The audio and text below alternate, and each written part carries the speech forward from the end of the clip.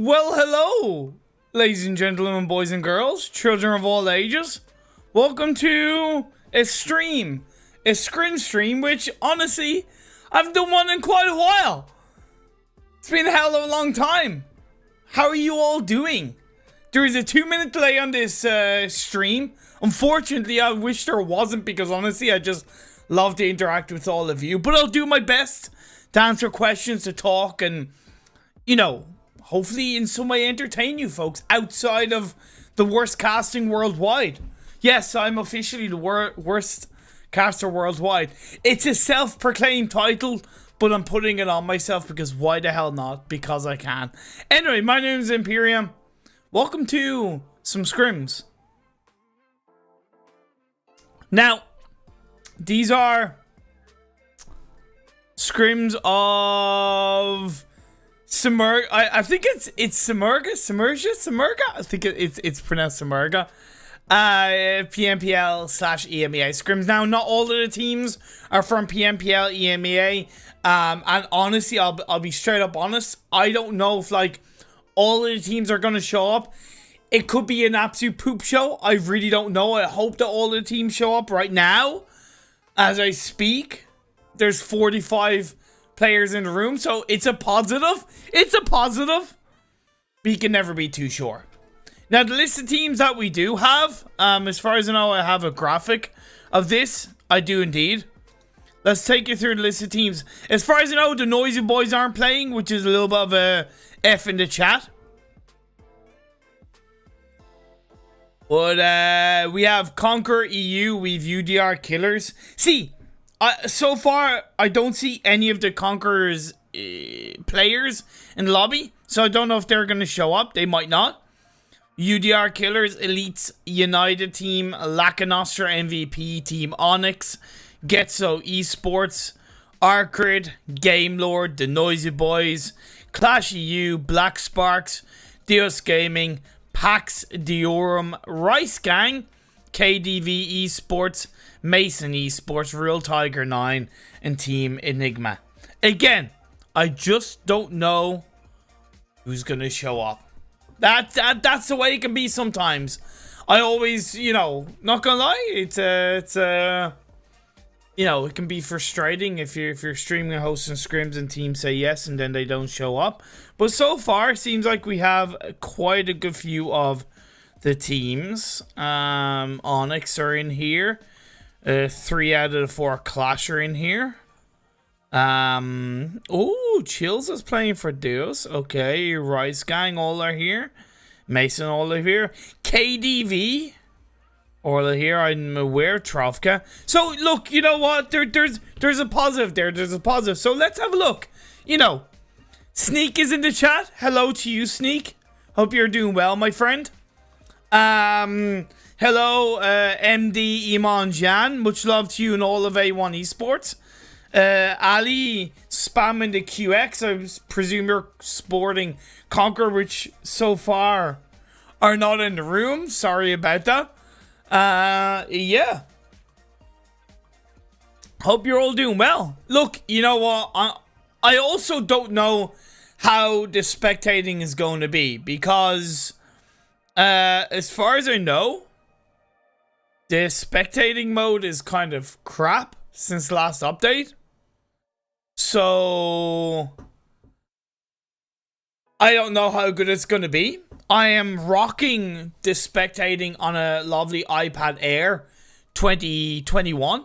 Not the Flex, but more so to indicate to you all that I am using an up-to-date device in some way, shape, or form. So if there's any issue, it's going to be on PUBG Mobile side. So yeah, let's wait and see what happens. I'm waiting for the game to start. I had a feeling there's going to be a little bit of delay in the game starting. So yeah, I don't know what the situation is. Oh crap, I need to pay this guy. I have a graphic I need to pay. Okay, the good thing is we are getting into the room. We have 59, 60. Okay. Okay, we're looking positive. We're looking positive. Yep, the graphic is working. Okay. Not bad. Okay, I need to turn the sound up. Much love to everybody who's tuning in. Thank you so much. I'll do my best to make this somewhat entertaining.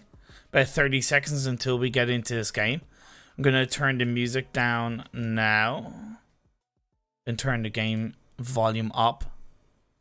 While the players practice a little bit in the lobby. I'm curious to see what the playing path is going to be. Again, I don't know what the situation is with the spectator in the game currently. But hopefully it's pretty good. Please let me know what the balance is like between in-game audio and my commentating audio. If I'm too loud, I can turn my down. I kind of feel like I'm a little bit too loud, so I'm going to turn myself down a little bit. And then you can let me know otherwise. Playing path is looking pretty good for the time being.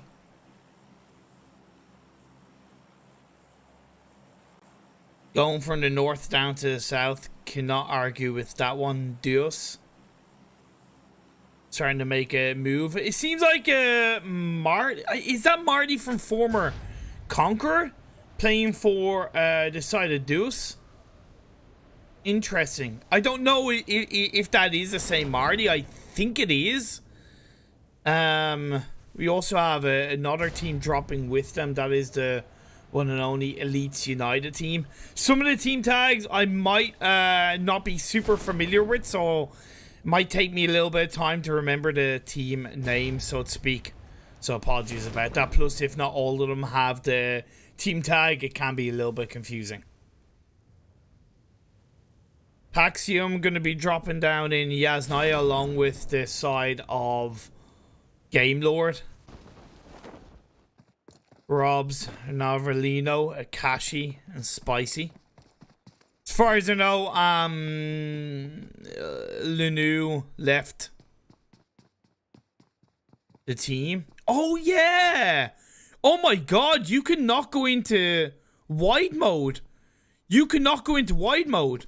Oh my god, that's gonna be confusing. Okay, so I'm probably gonna have to do my best to change players as quickly as possible. Okay, that's what's wrong with this spectator mode. GG, well played, PUBG Mobile. Thank you so much. Thank you so much for that. Phase 1, looking pretty good. It's in the center of the map. No real early clashes as Black Sparks go down to farm area. Rice Gang dropping Milta. It's kind of known to be one of their drop spots. I'm wondering what the roster is right now. It's Heartbeat, Cento, Bang, and Nexus. Don't know how long, obviously, that's gonna last for. Team Enigma dropping down in military base along with the side of Team 7. That is apparently Team Onyx. I don't think it is Team Onyx because it's 7 Sins. See, that's the thing. You know, different tags. I get a list of teams. It could be different. Yeah, Sneak, some of the bits of the last update is a bit meh, I've heard. Clash going for 2-2 split. At least things seem to be rendering not bad for the time being. KDV and UDR, though, dropping down in Pachinki together. One of the UDR players does knock himself. That's Sandro knocked to the ground. He should get confirmed up, I would imagine, by one of the KDV players. It might be a bit of a risk to go for that revive, but we'll have to wait and see what happens. This is, oh my god, you can't even see. This is really painful being so far away. Okay. God damn it. Okay, this is tough to spectate. This is very tough to spectate.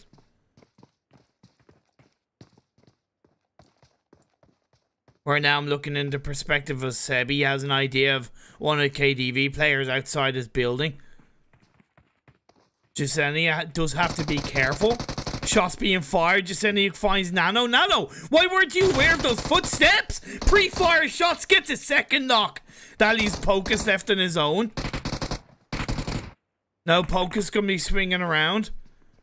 He's going to be up in more of a 1v1 against Trofka. But at the end of the day, this is 1v4 for Pocus, he has to close the door in time. Throws out a pre-nade that's going to separate Trofka. Goes for the pre-fire, but Trofka used the Uzi to get the squad wipe early. Squad wipe for KDV. Happy days. Happy days indeed. Good stuff indeed. Okay, good stuff.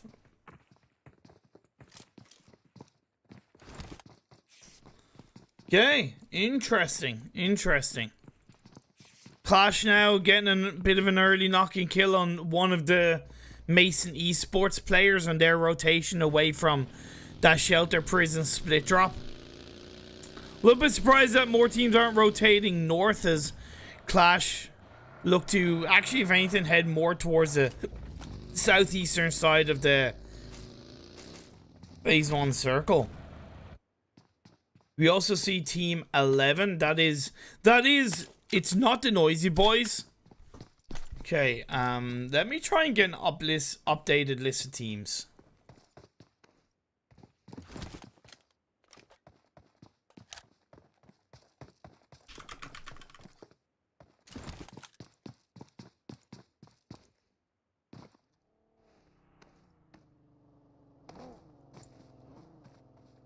Just because I definitely would love to know the, you know, the team changes, right? You know, I want to know who's going up against who. It's always hard to tell just from the... Whoa, okay.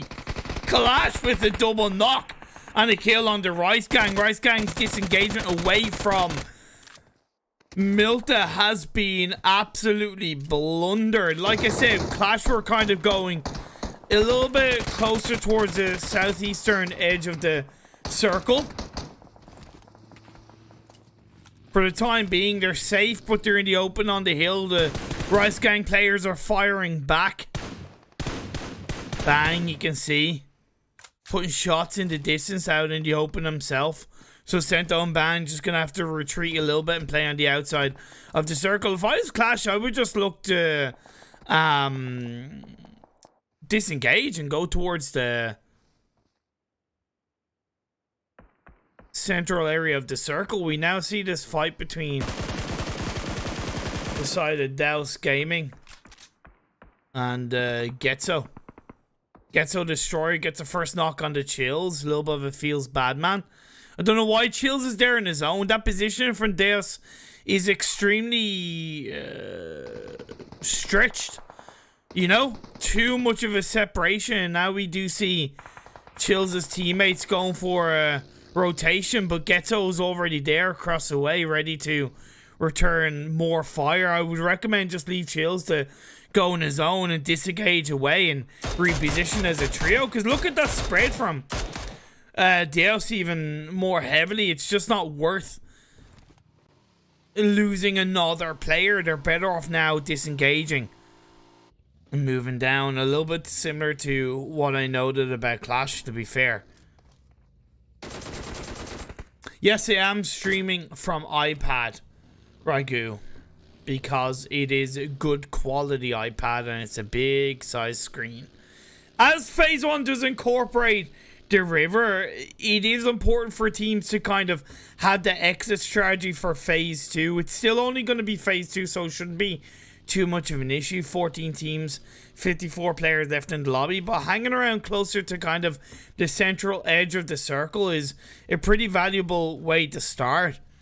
I really like the rotation from Elites United. The LK, they're relatively untouched, but I do think it's pretty healthy the way they've maneuvered and taken their time away from George Paul, and they're not really too much in the thick of the action when you think of it compared to the likes of apparently Pax Deorum, but I just don't know if that's the matching team tag, to be fair. Just being, I don't want to say they're put under pressure, but they've had a decent bit of action right from the start. Whether it's onto Getso or, you know, whether it's onto trying to take a couple of shots onto another team across the way. Getso gonna just completely rotate past Deus. No shots really being fired, although Prone does get out of the way. Jesh is going to find a knock on the destroyer. So well played by Deus. I don't get why Getso kind of rotated just so, I'm not going to say openly, but presumptuously, that they were not going to get put under pressure. They'd already pushed back Deus at one point, right? And now they've lost 2 players and they're at a disadvantage. Never mind the fact that they didn't even... Why? What? Sprone, I know you're on a bike, but why are you rotating in the exact same path line on a bike on your own? He's prone down in the open now. It's at the bottom of the hill, but Slight Boy should have been aware of that one. Slight takes a shot. Sprone wins that one. Why did Slight go in on that one-on-one when you absolutely knew what was going on? Not gonna lie. I know these are scrims, but these battles are somewhat weak. A lot of exposure being played out from multiple teams. At the end of the day, Getso and Deus, they're down to 2 players apiece. Now Beast is going to feel a little bit more comfortable pushing towards that. Gets a knock.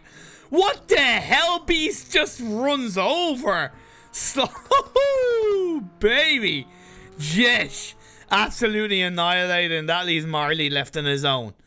Looking for the feet. Finds a knock in the, in the exposed gap. Should have been aware of that one, Beast. Now Sprone gonna come in on the side. Okay, I can have a little bit of an overview here. I just gotta be careful. As in, they just cooked up by Marley. Gets a connection onto it. I don't know if he's aware that they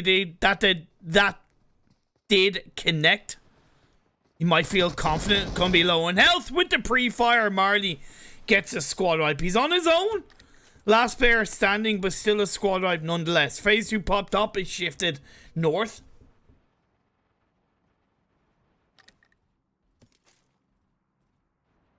Yeah, it seems like 7 Sins are playing.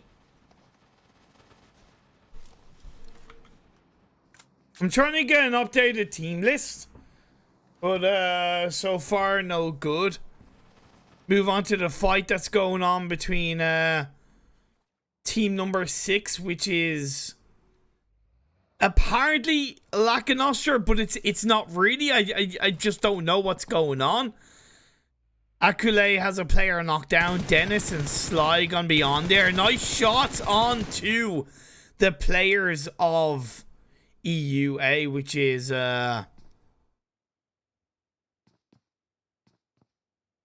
Griffin left standing for Elite United team, along with Abula. Inside Watertown, shots are being fired up. DP28 being reloaded. Abdullah is doing a good job of trying to suppress the players there. Can't even switch to... Man, this is so frustrating. This is so frustrating spectating. You have no idea, peeps. I do have to respect the fact that they're not instantly going for the revive or attempting to go for the revive onto Arcred. So far, they want to kind of secure that one. Dennis is switched on over. He's now going to be behind a rock. Elite United should definitely be aware of that. Sly is going to reposition on towards the side to create a distraction. Abdullah is going to connect over to Reynolds to get the knock, confirm the kill. Sly now wraps around on the side, gets a couple of shots off, slow them down while the revive's being pulled off. Be careful, don't over expose yourself, Sly. Good shots. Now going to move forward. Uzi in his hands. A little bit of a longer distance than you require with a Uzi, but it is going to work out. Dennis is going to at least get a knock, leaving it with just 1 player left standing.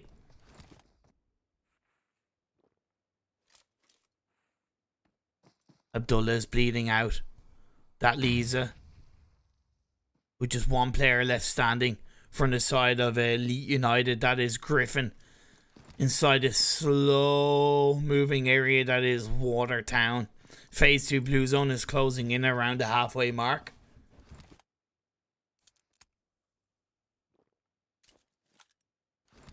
Clearly the players from whoever it is on Team 6 are feeling pretty confident.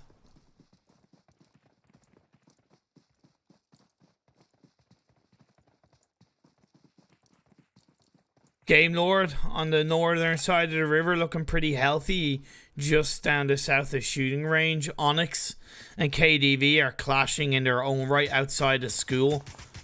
It's a compound down the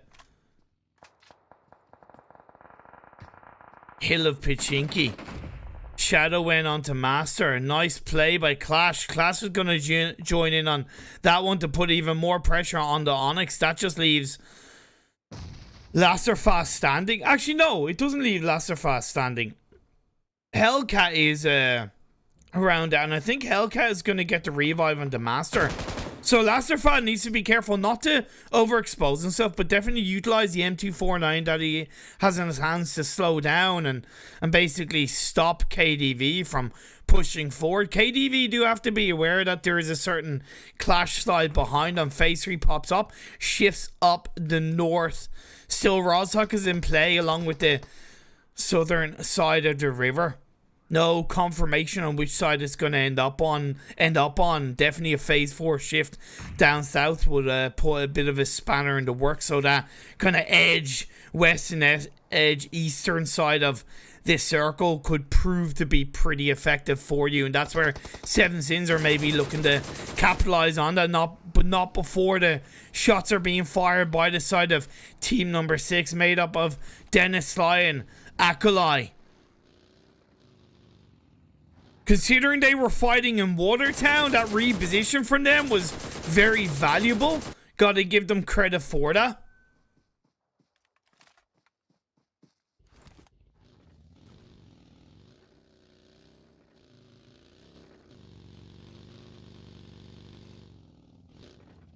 Interesting. Hello everybody, hope you are doing absolutely tremendously.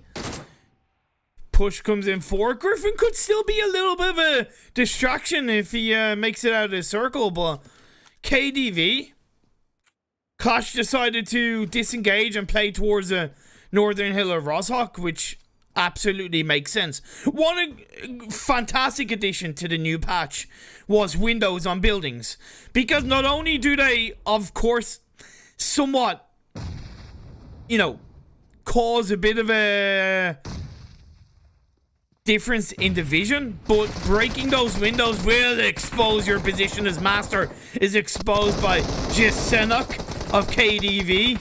That leaves Al-Surfa on his own, away from the players of KDV. Well, he's close to O'Daddy, but O'Daddy should be comfortable so far inside the bathroom of the building close by, using the smokes, and now disengage, and with just him and Jilseniak 6 kills on board for the team so far. KDV, if they can finish the last player from Onyx, they'll be able to at least move into the circle quite nicely. I really hate this spectator, to be honest. That spectator bug is painful, absolutely painful. Makes it very hard as a spectator to move around. Well, one team that's been extremely quiet on the way they've been rotating, that is Team Enigma. Full squad, 0 kills on board, but now as they make their way into the northwestern edge of this circle, there's really a lack of vision they have to, or a lack of information that they have to play with, so a level of caution to be threaded from them, which you can see as they stopped inside the circle by the edge. They're aware that they have no information, so it's important they look to grab an element of information, as Gamelord are going to have a bit of a solid spread, 2-2, maybe kind of 3-1, however you want to call it, but it's definitely enough that they can create a bit of a solid spread against the side of Seven Sins. Next phase shifts down south, and that is exactly why QLASH went to the northern edge of Rozhok. That preparation point for this next circle, there was no guarantee it was going to shift down south, of course, but even if it had shifted up north, they would have been a lot closer to the center of the circle. Seven Sins gets a knock on to one of the teams around them. They should look to push that. I don't know why they're not pushing that. You got a knock, you have the momentum of movement. I just don't get why you would push that, and then one of the players gets knocked upon this position, so a little bit tricky on board as Mason. They lost a player early on, but now they're going to look to take the shots on to PB Team 11.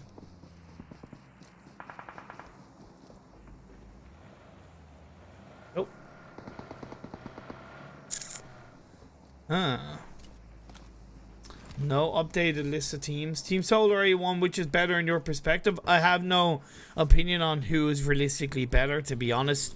A1 has way more synergy because they're a team that have been playing together for about a year and a half. So are newly formed, but they do come with a wealth of experience individually. And if they can use that on the world stage along with synergy over time, it could really help to make them a bit of a powerhouse across BGMI and maybe the global events. Susie gets a lovely double kill in the front line. Really nicely done on towards the high ground area. And now Lunatic is going to push forward with a molly. Sorry, with an A, should I say. Doesn't really connect for the time being. Seven Sins are under a hell of a lot of pressure. Have no idea who's really kind of knocked down from their team as well, because the information is extremely bad. Susie is now going to go into the open, but it's a lovely V formation from Mason.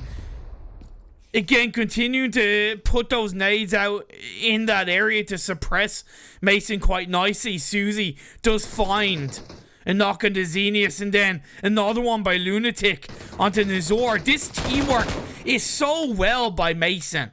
One by one, they've pushed in, and that V formation worked out extremely well. Happy days, another knock. M249, the squad wiper in play, and now Hiroshi is the last player standing for Seven Sins. Gonna have to go out into the blue, but you've also got another team looking in your direction, and that's why I question why Seven Sins even rotated into that position at the last circle. They had gotten a knock initially onto one of the teams that had a core compound in play, whereas where they rotated to was, and even if they didn't have the information, was pinched in between two teams, and it was frankly a crap position on board. The next phase pops up and it does split down in the river. We see a lot of teams going for that. That is Team Enigma inside the river, but they have no vehicles in play. PB do have a player inside the vehicle, Biscay, formerly of Team Night Target. Across the board, shots are being fired. Clash do lose a player, Trazen, unfortunately. And then Black Sparks now coming into the fold from behind. Shadowend's going to deal with that one. Belend and X-Tier's knocked down. Nubar and Miro up for them, but the revives are being laid out on the ground outside Rozhok.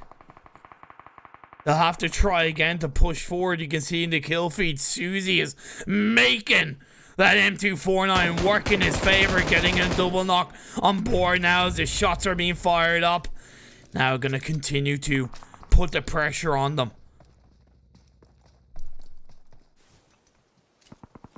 Kaleo, PB on towards the high ground. The jump shot is played out. Susie, a body possessed in this game one of these scrims, goes into FPP mode, cooks up a nade to make sure that is, of course, dealt with quite nicely. His teammate is knocked down. Lunatic is in the vehicle behind him.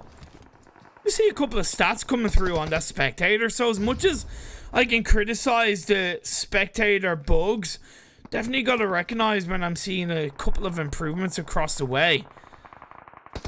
So Clash and Black Sparks are going to clash outside the circle. Aha, see what I did there? Clash and Black Sparks. I believe that's Clash down to one player, if I'm not mistaken. No, it's actually Onyx. And Black Sparks have been able to take down the players from Clash before they went out themselves. In the river on this next circle shift, it's a cluster truck of a mess because, frankly speaking, I just don't know realistically who is where. I know there's a few players and teams in the river. That's nice to see across the way. Still looking out for Mason and what they can do as KDV continue to keep their hopes and dreams alive. Susie has the M4 this time, while Jizui is going to be in that forward line, taking shots onto this side of Team 15. Huddled in that small area, Molly is thrown in the direction of them by Lunatic. Susie heals up. He's a little bit more in the front line. The important thing for Mason is that they aren't in the circle, and that's something they have to think about. And where they're coming down the hill, there's an unfortunate situation where they could get third-partied.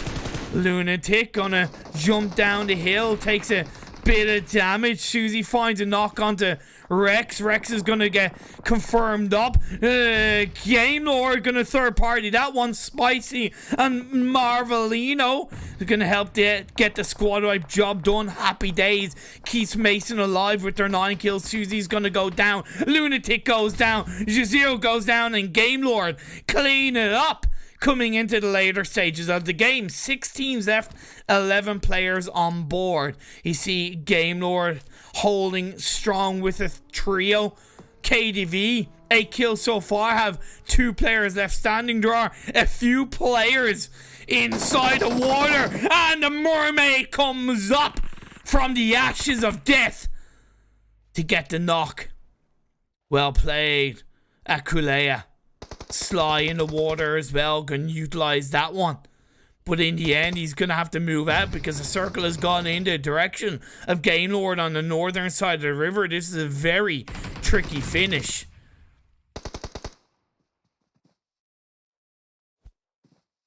Absolutely no idea what's going on overall just because of the spectator bugs. GG, well played PUBG Mobile. There has to be a way of unlocking that one.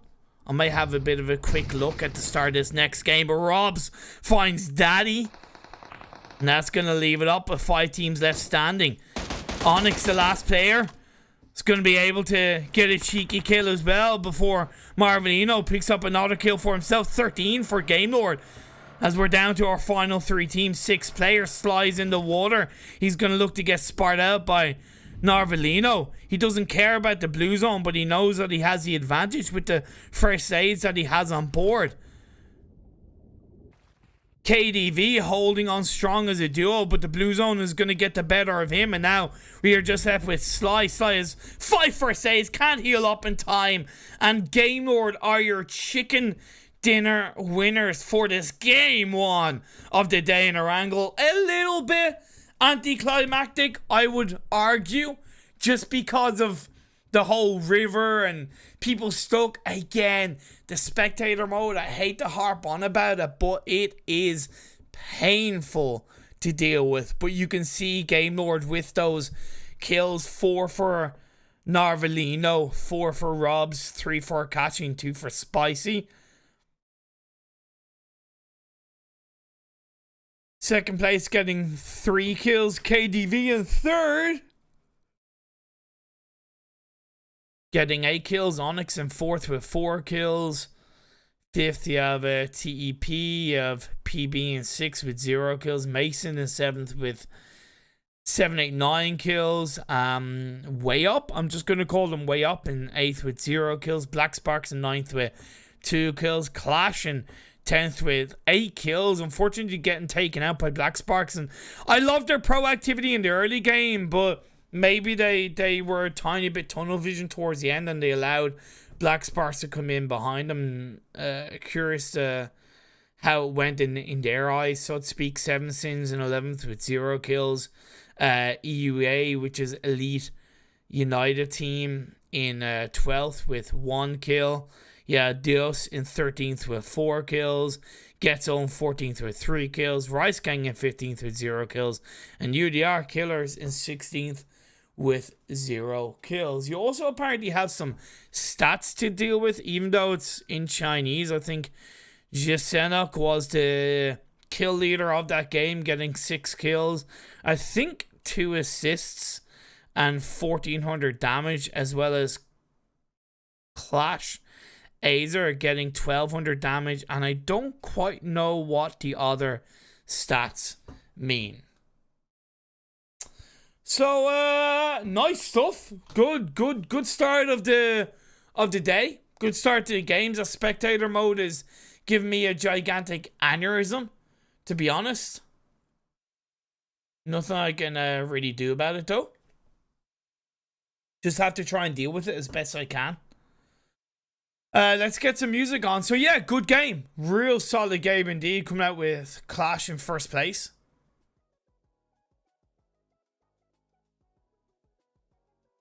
Okay, just need to turn the music up.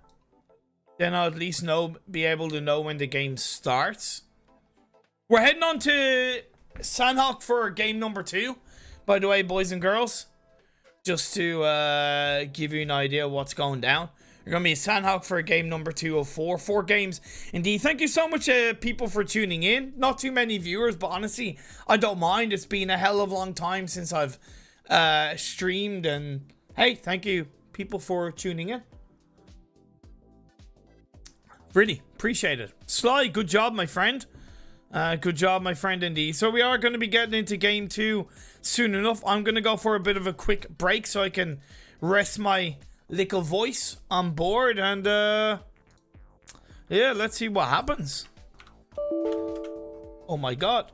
GG, well played. Okay, so let's actually... No, I will do that. See, I know the game room is meant to start at a certain time, but I guarantee it's going to start 1 or 2 minutes late because that's the way it goes. But either way, I'm going to go for a break and I'll see you guys in a couple of minutes for game 2 out of 4 in this Scrims.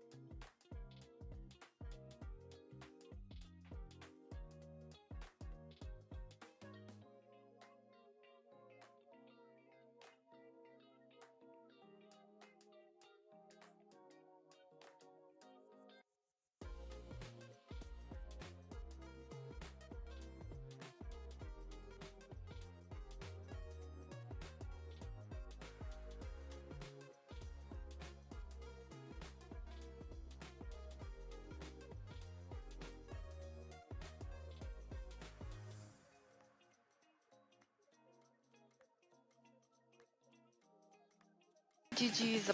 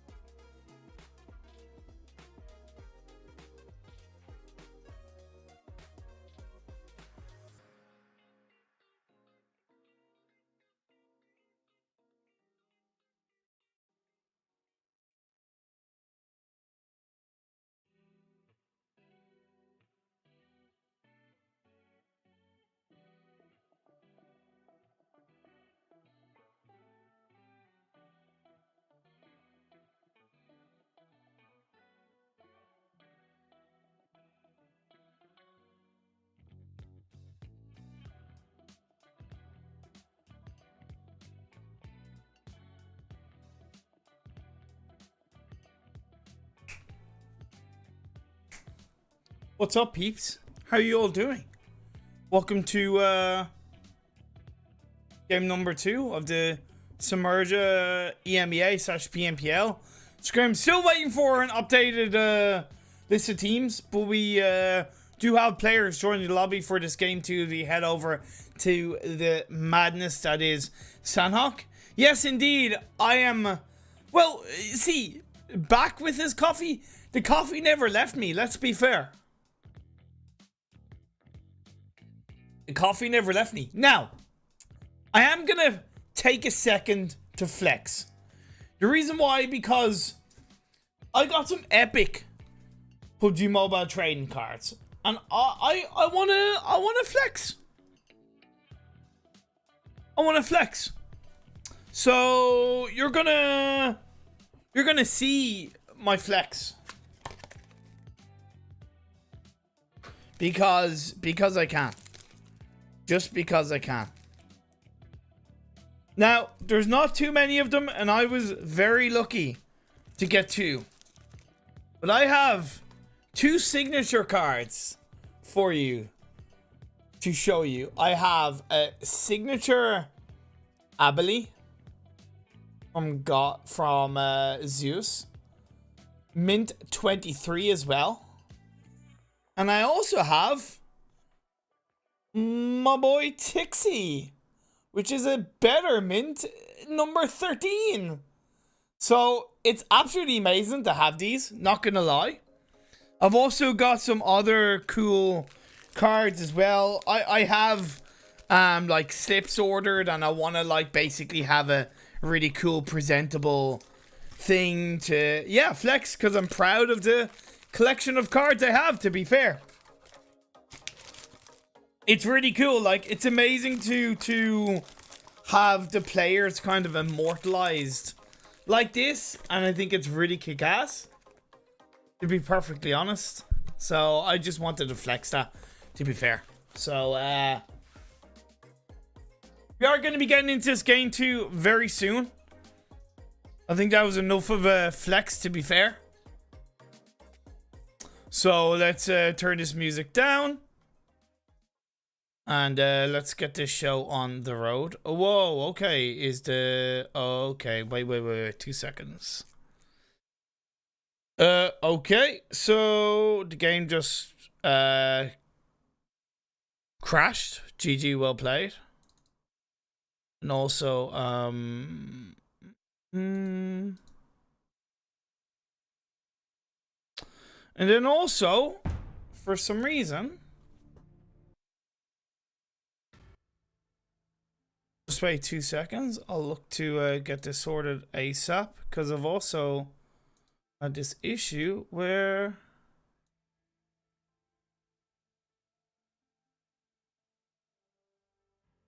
bingo.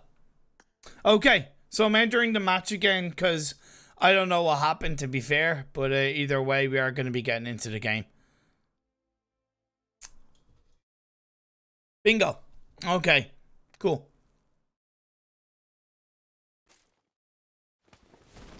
Cool, so we are into the game. Let's have a look at where these teams have landed. I do initially see a team kind of dropping on each other. That's Mason taking a couple of shots. Have shots being taken at them at the hands of Sly of... Man, it's so hard to even press the players, man. It's so awkward. Okay. But you can see a couple of split drops. Sly has to be careful because he's made noise, and all it's going to take is for Mason and Lunatic, Susie, and Jazui forward, right? And unless Akuli, Dennis, and Reynolds join up in time, it's not really going to be worth it. We do see KDV being put under pressure for the time being as 2 teams have dropped in Painan.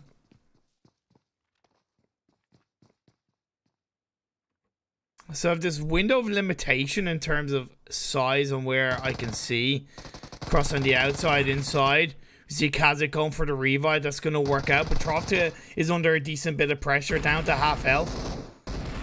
It's going to get knocked down, confirmed up, in towards the side. Kazakh going to get 1 knock in return. Jasiniak has not had time to get the heal off, but he has been able to work wonders across the way. Oh, Daddy's knocked down. Looking on to Team 20. Pre-firing up there. Scanner has to reload around that. Juba is on the other side, so they are separated for the time being.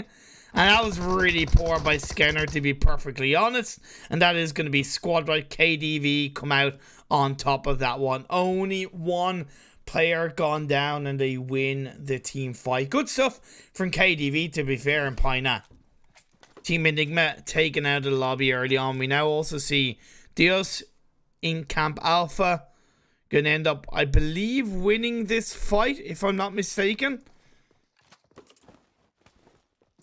Yeah, getting 4 kills, so we're down to 13 teams already.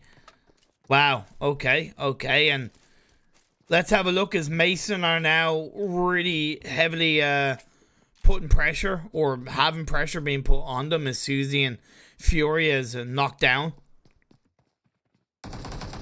Sly was in return. He's going to get confirmed up.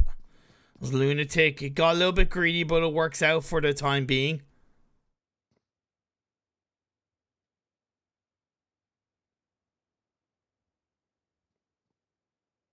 Dennis and Dennis Runos and Accolade could push this if they knew what was going on.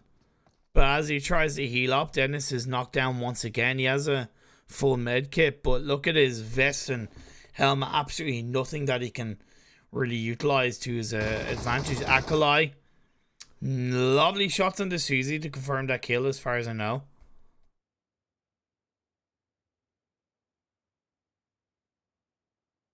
Interesting. We do see a fight as well between, I think, no, Seven Sins are just rotating.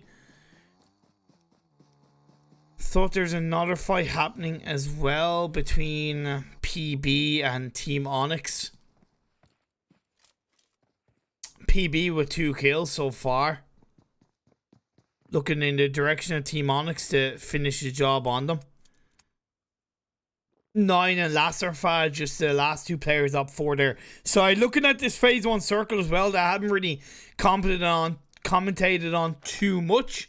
Gonna spend a little bit of time on that. It's pretty positive for the teams. Okay, the fact that we're down to 47 players, there's obviously more landmass available, but I'm trying to take that out of the picture a little bit and kind of go, hey, this is the positives and the negatives, so to speak.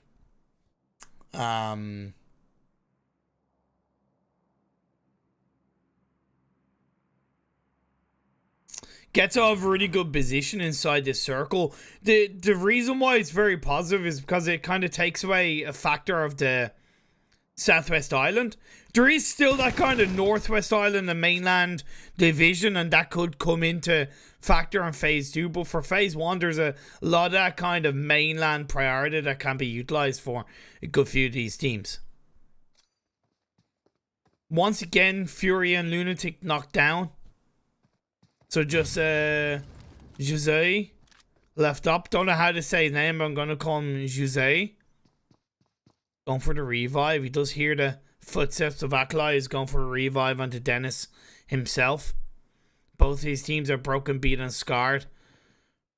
Revives being pulled out a little bit quicker onto Mason than it has onto the other team, VNQ.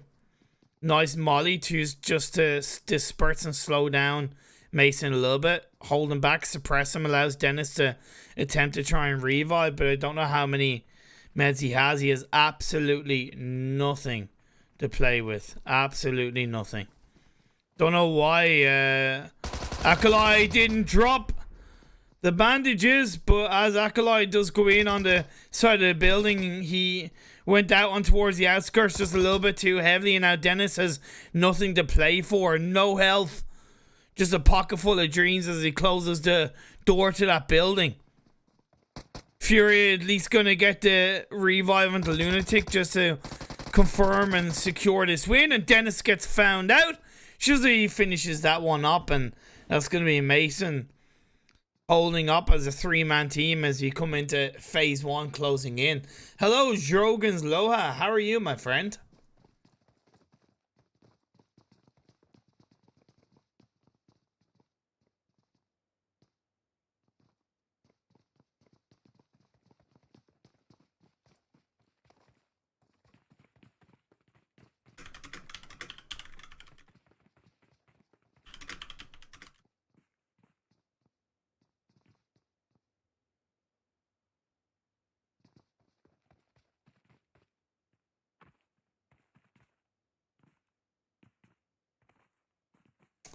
Still looking for the updated team list.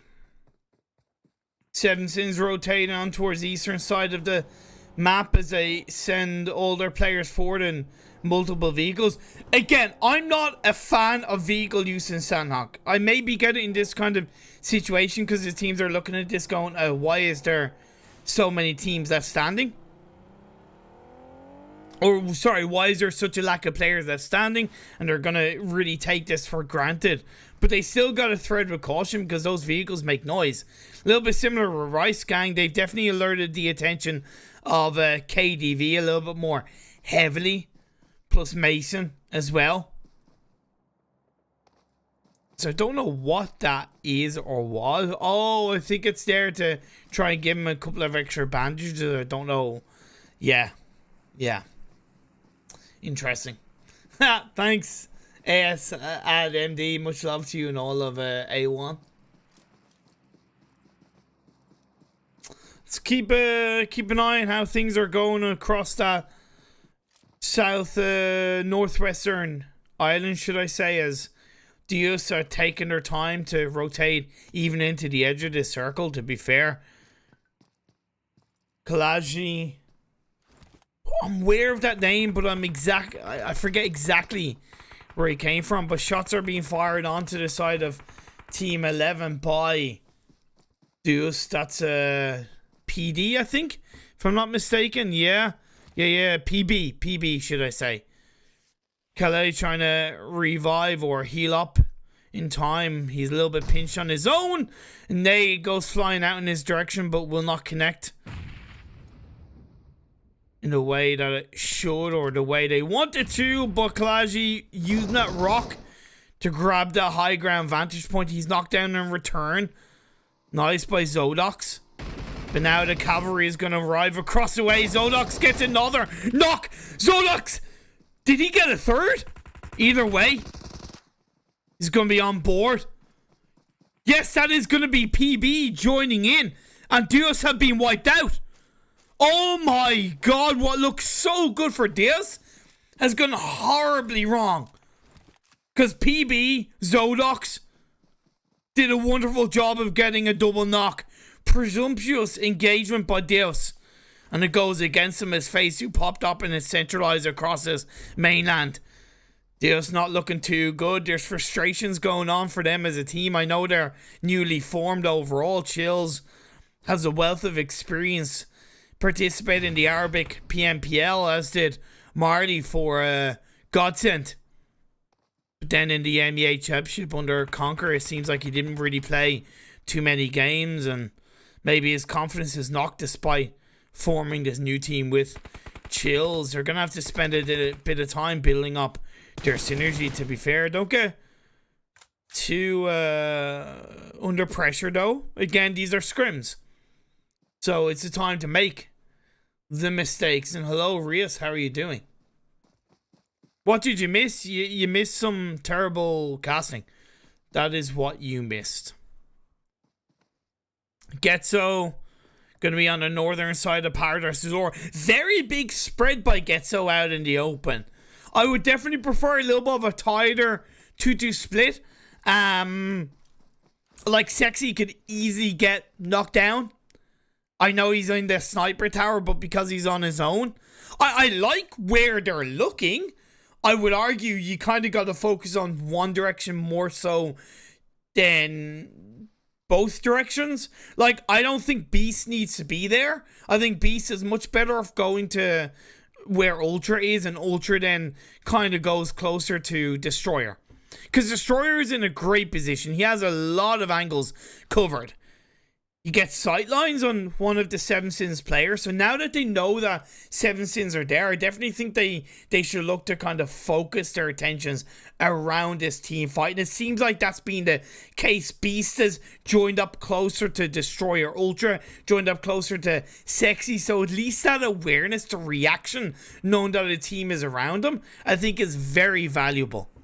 The thing is, do Seven Sins know that their opponents are there? Do they know that Getso is up on top of the hill? They should presume that somebody is there.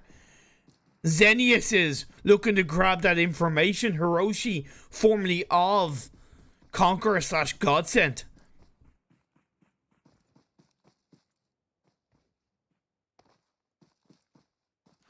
Playing around this area, waiting for the next phase to pop up. Mason has Furia. Actually, no, that's not. Yeah, that is Mason. Furia MVP, the last player standing for his side. UDR still alive as a full squad. They're playing on the edge of the circle. A quiet game so far. They've 1 kill on board. Clash, who landed in Cow and Topmock, didn't have too much movement to make, but as they get into phase 3, they're starting to be a little bit more proactive, and they confirm a kill onto Beast. You know, it feels bad, man, but I presume Beast was down in that compound. I don't get why he was there if he was down in that compound. As far as I know, he was. Next phase is about to pop up. PB making their way across that western bridge. It centralizes quite nicely once again towards the Cow Topmock region, but you got to be careful. You don't really want to be on the southern edge of the circle in my eyes, right? Because it's right behind Paradise Resort, and you get pretty much no information on that central line of the circle.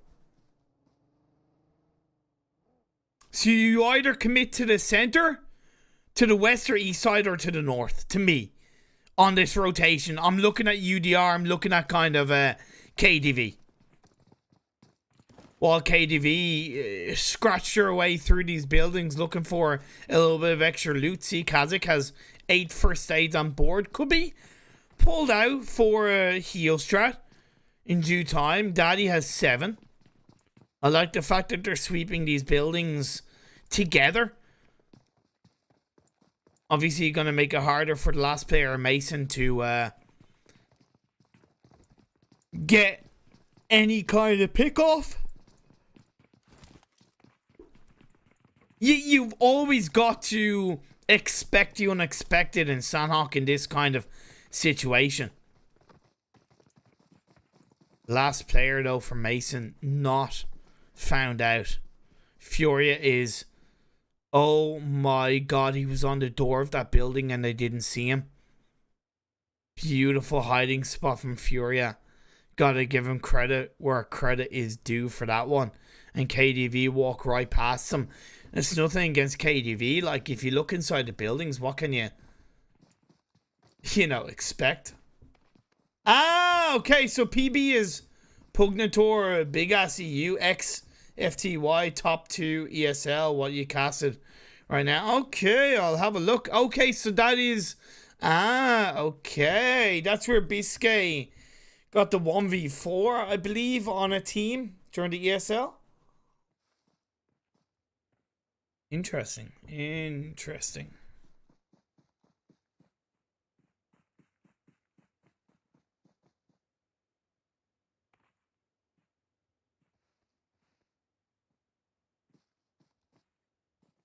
See, UDR have gone into Paradise Resort. I think that's a bit risky, but then again, one could argue that nobody's going to be in Paradise Resort at this stage of the game.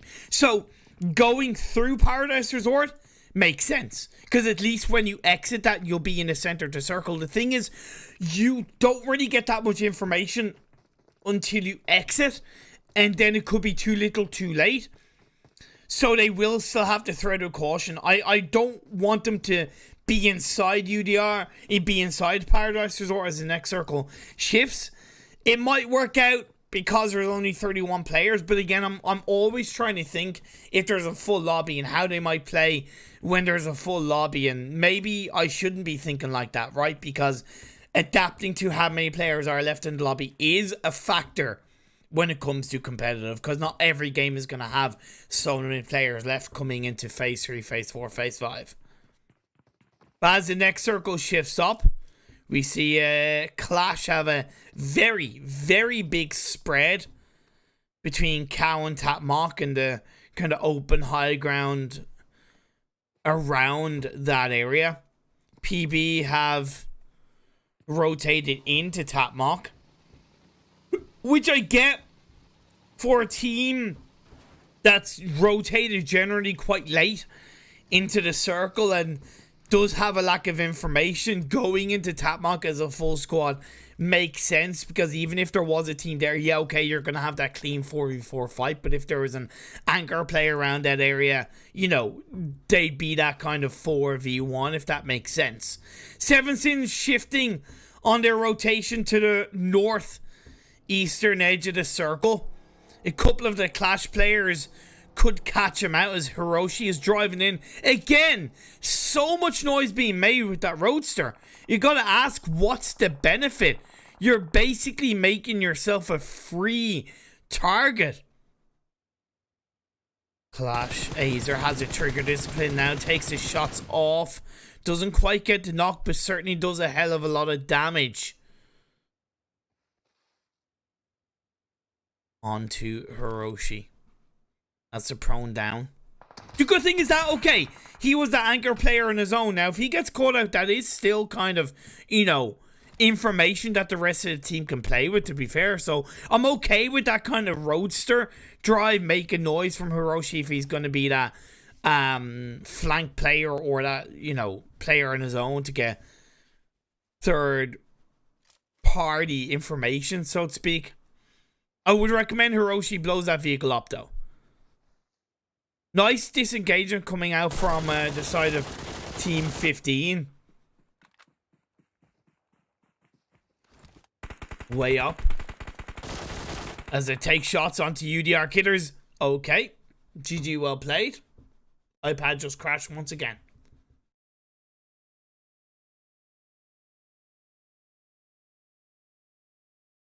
Okay, they have a EU team, French team, and UK team now. Okay, awesome. Sorry about this, guys. Nothing I can do if the iPad crashes. At least it's given me the opportunity to enter the game again. Cool. So, as I was kind of saying, this is what I expected with UDR Killers, right? As they disengage away from Paradise Resort, it's going to be not too little too late, but definitely tougher to deal with. As they take shots at least onto way up the hill. Lovely flank position. It's actually a third party from KDV outside the circle on the edge. They're threading with caution as they try and deal with both of these teams across the way. Beautiful shots by O'Daddy to keep himself protected. Also have to think about the last player, Mason, who's creeping and crawling his way in. Keystone is knocked down. That gives a little bit of pressure to way up, but they continue to focus on the UDR, which honestly I respect. Just avoid KDV and kind of play more towards that southeastern edge of the circle and let KDV stand on their own 2 feet in another area of the circle. Seven Sins now going to be put under pressure by Clash, but as the circle has gone in the direction of PB inside Tapmock, they're going to be able to wipe up the kills across the way. Shadow in, gets a clean headshot on board, but he hasn't got much to play with, only 7 bandages. He's not getting out of this one. It's going to leave MZ on his own, to be fair. Knockdown he goes. MZ has 13 first aids. He's going for the heal shot. Let's see if that works out. Seven Sins go down. Belen from Black Sparks is the last player standing. Looking over. Getso get taken out. Way up are dealing with the pressure around them. Taking on Pocus from UDR Killers. Pocus gets knocked down. One of the best close quarter combat players cannot deal with the might of way up in this situation, but still Nano is left on his own 2 feet with 8 or so first aids. 8 teams left on board. The circle centered up at the roadside and play. KDV 6 kills and counting inside this Sanhok game. Sanhok on the Irex looking very healthy on his movement. Very aggressive. The way he's playing that one is incredible. However, he looks to play it in. He's going to have to go down to the blue zone. Unfortunately, Papa Blue comes on board and a third party keeps the pressure on, and KDV go down, my friends. Absolutely down to the ground. Xenoth keeping the hopes and dreams alive for himself as he's gonna have to go down the open hill into the circle. Prone down he goes. We are left with 6 teams, but a multitude of them are pulling off a heal strat attemptedly. Don't know how Furia from Mason has been able to keep himself out of trouble up until this point, but that's what Sanhok does to you. The snakes in the grass can survive, and with their venomous bite can shine up, and that is the venomous bite of Furia through the outside wall. Get to knock onto Kalaya. At least trying to confirm that one. He has to stay prone down. Zodox is going to be pushing on. He's going to get knocked down. Furia cannot handle any more pressure. Biscay is going to get that job done. He's going to get the final kill, and that is going to be the one, the only Ugnator Big Ass EU with the chicken dinner for this game too. Looking very healthy with 10, 11, 12, 13, 14, 15 kills. Mason in second with 6, 7, 8 kills. Black Sparks in third with 0 kills. You had UDR Killers in fourth with 3 kills. You had Clash in 5th with 4 kills. Way up in 6th with 3 kills. You had Onyx in 7th with 0 kills. KDV in 8th with 3, 4, 5, 6, 7 kills. Getso in 9th with 2 kills. 7 Sins in 10th with 1 kill. Rice Gang in 11th with 0 kills. Deus in 12th with 4 kills. VNQ, I'm just going to call them VNQ. In 13th with 1 kill. Gamelord, unfortunately going from 1st to 14th with 0 kills. And TEP in 15th with 1 kill. Looking at the statistics of this one, Kale from PB getting 6 kills, 853 damage. Second place was Juzo from Mason with 3 kills, and no, is that 3 assists, 2 kills? Not sure. 686 damage. And Biscay from PB, I don't know what that 6,000 number or what that 1,300 number. Honestly, I don't have a clue. Not gonna lie, don't have a clue. Sorry. Either way, those are your stats from the last game. Oh well. Now, I've got some... let's see.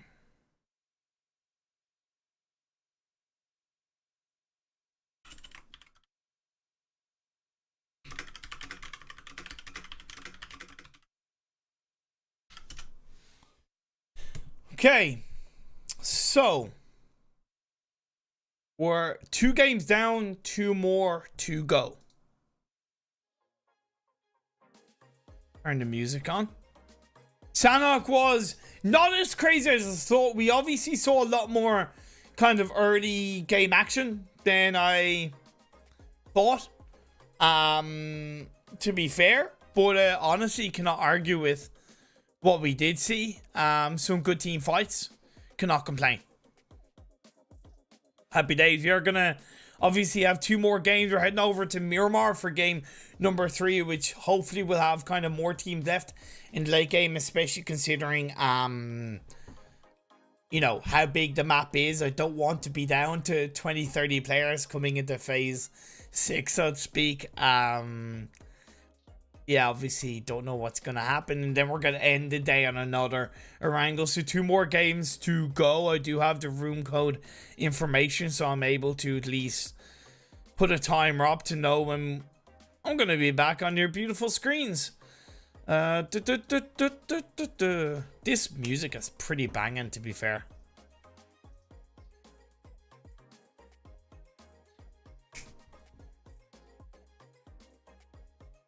Furia lives matter. Okay, interesting, madman. Okay, interesting, madman. Woo!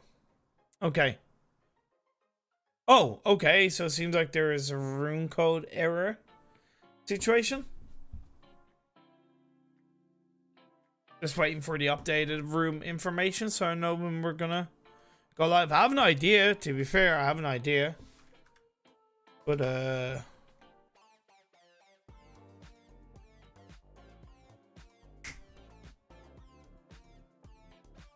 this music is pretty poppin', not gonna lie. Do do do do do do do do do do do do do do.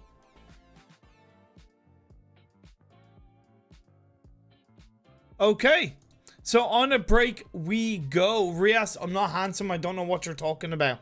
How dare you? How dare you?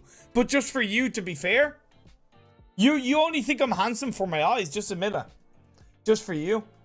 Rias, hi.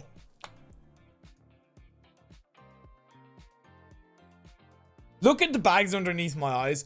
I'm so ugly, it's not even funny. God damn it. Jesus Christ. You know what? Still think I'm a snack, though. So on that note, I'm going to go for a break.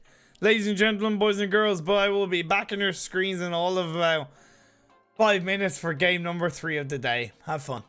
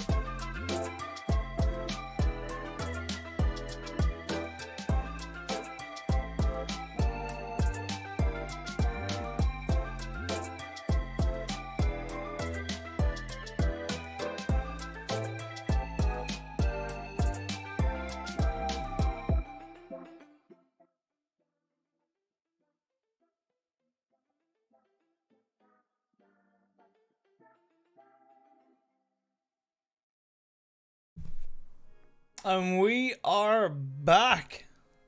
Hello. We're heading into game number 3 out of 4, actually, right here, right now. Finally, I got an updated list of teams, to be fair. I'm not gonna lie, if I hadn't have gotten an updated list of teams, I probably would have ended the stream, because honestly, it is frustrating. Basic thing. But either way, I have an updated list, so I do know what is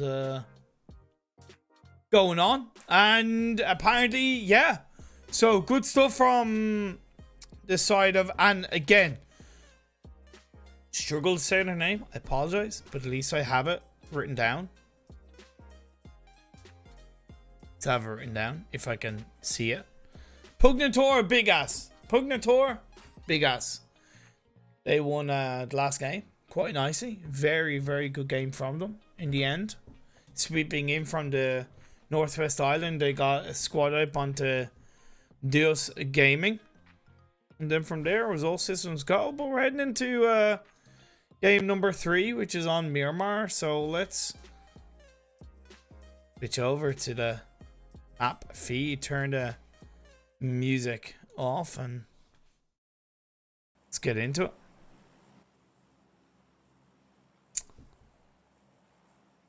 Playing path is obviously a little bit to the east, but he is going from north to south. Shouldn't be too bad for the teams to deal with. On a map like Miramar, I would argue on all the maps except for Sanhok, you do preferably want a diagonal based playing path, so it kind of allows you to get to more places better. So is it called Vanquish? Because according to me, it is okay. So it is Vanquish. Okay, thank you so much. Thank you so much, Rhino. Okay. Vanquish. God damn it. Vanquish, it is. There you go. See, at least I make note of that anyways. We do see quite a few teams heading towards San Martin, UDR, KDV, and I think Gamelord all heading towards San Martin. Will any of them opt to switch it up and go for Hacienda?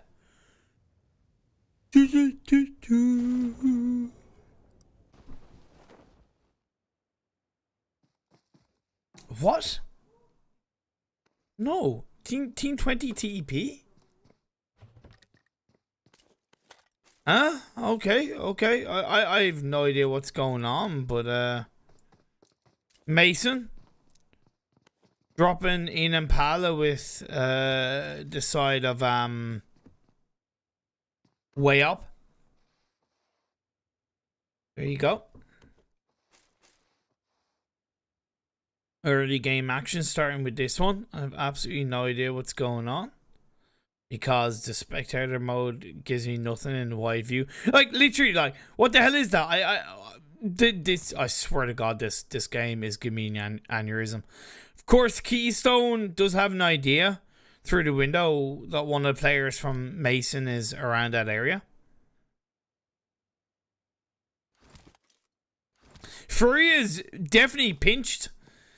in a little bit of an unhealthy way. However, he does have teammates close by, but I would argue that he's not in the best of positions. However, if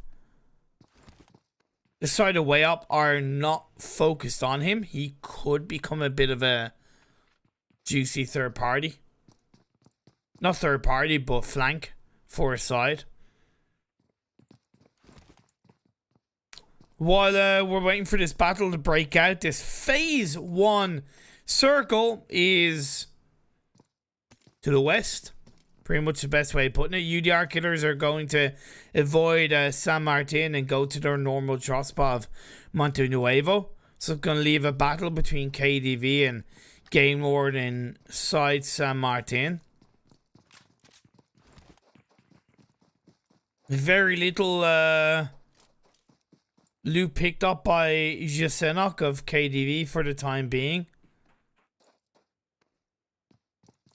Daddy looking quite healthy. Trovka not looking too bad, and Kazakh not looking the best. Getso rotating, it seems like, towards Le Cabrier's Elite United team. Isn't that Elite United the team that competed in the global, not the global event, but yes, some kind of event, if I'm not mistaken? Forget exactly what it was. Yeah. Well, wait, wasn't it PMGC that they competed in? That Elite United team?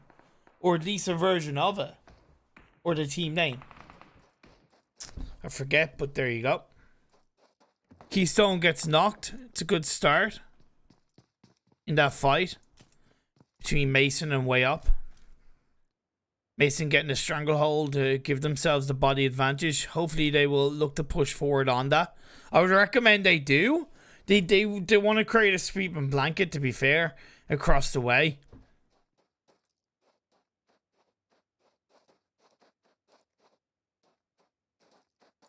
Yep, now they look to push forward. It's good stuff by Lunatic. Very proactive along the way on his own. Now, the fact that he's on his own, I don't like it.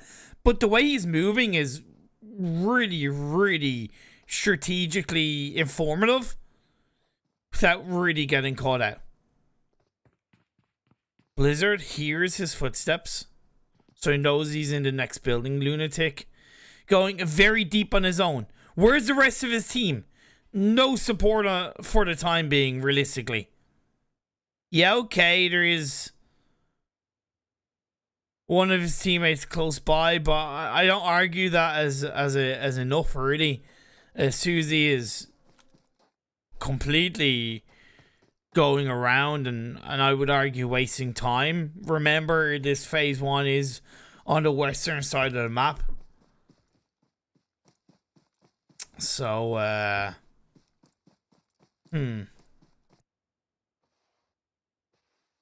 I don't agree with that rotation, to be fair. I think it's not needed. It's just not needed. It's just really not needed.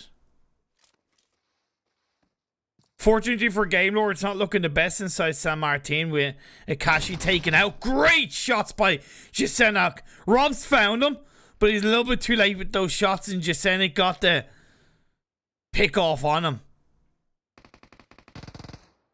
Now there is another one of the Gamelord players, Narvalino, trying to deal with the pressure, but between Kazakh and Sanhok, they just literally blanket Narvalino like a cloth to fire. Well, not a cloth. Like a fire extinguisher to fire. Leaving Victor on his own, the last player standing for Gamelord. They started today's scrims off quite nicely, getting a chicken dinner.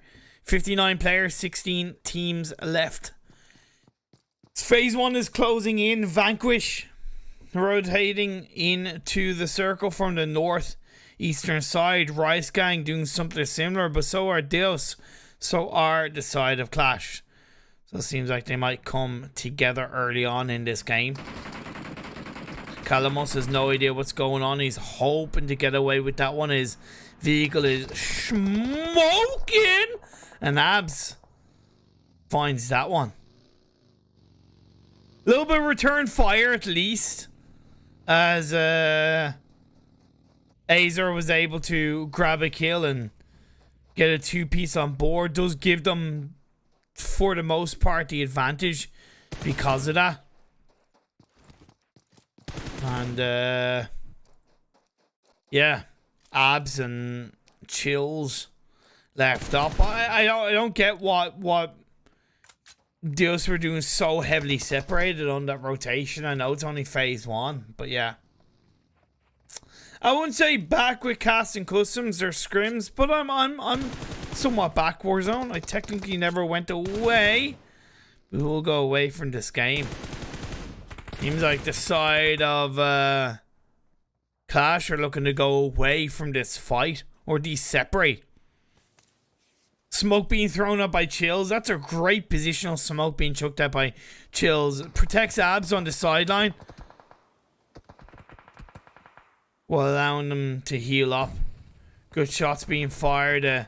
Nade will continue to mount a lot of pressure onto Deus. Abs cannot step 1 second out of foot because Clash has his number big time. Shadow win. That flank working out beautifully for them. But where's the rest of the pressure? Where's the pressure from Azer and Trazen, right? Like, why are you going there, Azer?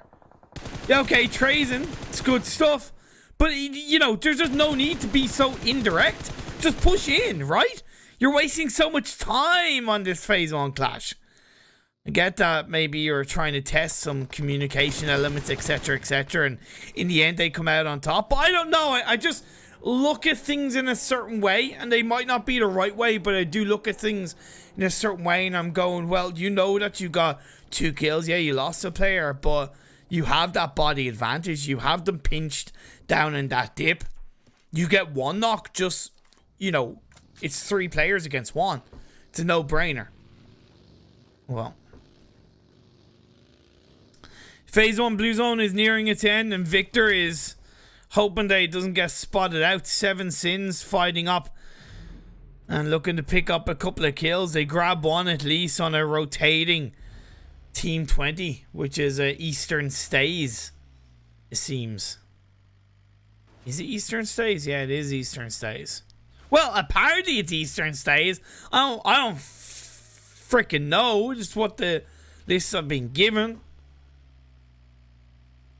Well, thank you, Junaid Islam. Much love to you. Much love to you and all of A1. Now, Mason, of course, are rotating into the circle from the blue. Phase 2 popped up and continued to the south, to be fair, to the southwest. Ladrillary Hills are going to be a pretty solid priority. I'm liking the positioning of Pugnator and Big Ass for the time being. How deep are they going to go inside this phase 2? Is it going to be a 2-2 split, 3-1 split? Biscay on the high ground on his own could be quite valuable while the rest of the team kind of stay outside of Chumacera. Because then you're talking about the best of both worlds, right? Three players from a team could definitely catch out a team rotating closer by Chumacera. And Biscay on his own holds on to that solid anchor point. I don't know why 7 Sins opted to rotate through San Martin like that. These are scrims, and you got to expect the team's going to be inside a big city like that. They lost 2 players, that separation going against them. Hiroshi then only able to do so much on his own. He picks up 1 kill as far as I know. He's taking on a team on his own, and where's the cavalry? Onyx maybe going to be pre-nated across the way. Great play by Hiroshi, looking to chuck up another one. The experience he's gained throughout the way. Going to use that third-person perspective to get more information. Chuck another grenade towards the members of Onyx. Out in the open he goes. It's a little bit tricky, but he could go for that kind of jump shot. Goes up and towards the roof of the building. This is really solid solo play from Hiroshi. Using a mix of TPP perspective and pre-movement to continue to really reign supreme over what is an obvious 3-man advantage against of Onyx. And now Hiroshi is going to able to Get a bit of support as Mushi gets a knock. Allows Hiroshi a little bit more freedom to maybe play a bit more attackingly. I would still prefer Mush to join up. But for Onyx, you should not be going for any kind of revive. Kill is confirmed by Hiroshi. We're into a little bit of a clean 2-2. I also low-key get why Mush doesn't want to go forward, because maybe he feels like Hiroshi can't provide that support should he engage with the vehicle, right? So I get the separation from Seven Sins for the time being.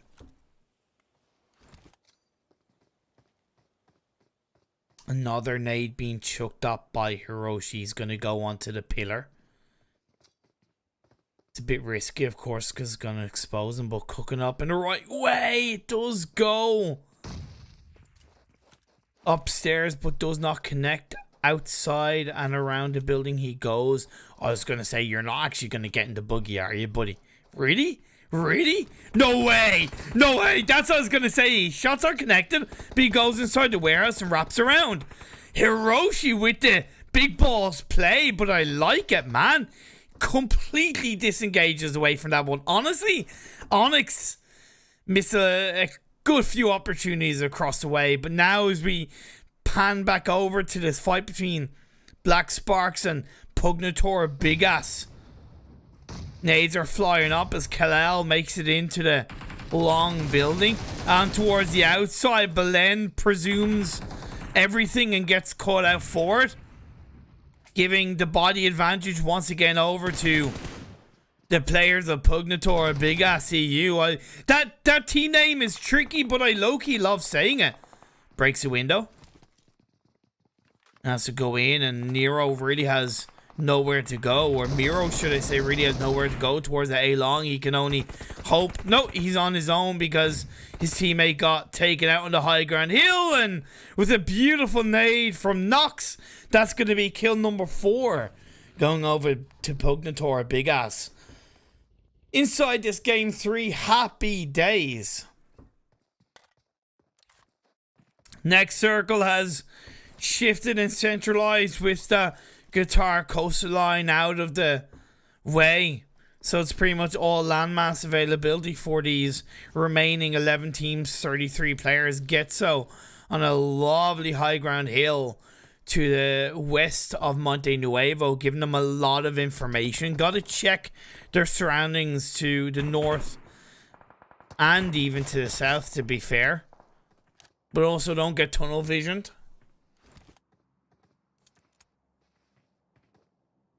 In one direction and one direction alone.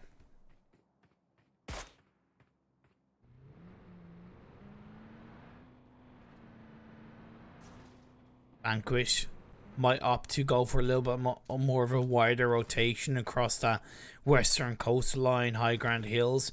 Maybe not stay there, but at least kind of avoid Getso and then come into a kind of a bit of a southwest position across the road. Still got to thread with caution on the lack of information they might have. KDV remaining as a duo. They have a lot of kills. KDV being quite aggressive in this lobby, which I like to see, to be fair. You got to be able to kind of push and test yourself. It's been at the cost of losing 2 players, but to me, I still think that's, you know, I can respect that. Basically, I can massively respect that. Clash in a different but somewhat similar situation in this game, at least.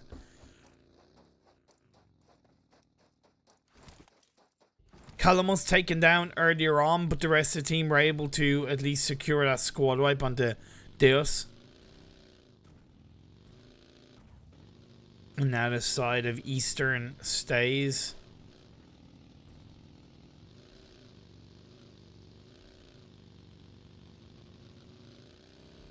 Okay, so is that like TE? Is that TEP? Oh yeah, TE Pluto. TE Adele.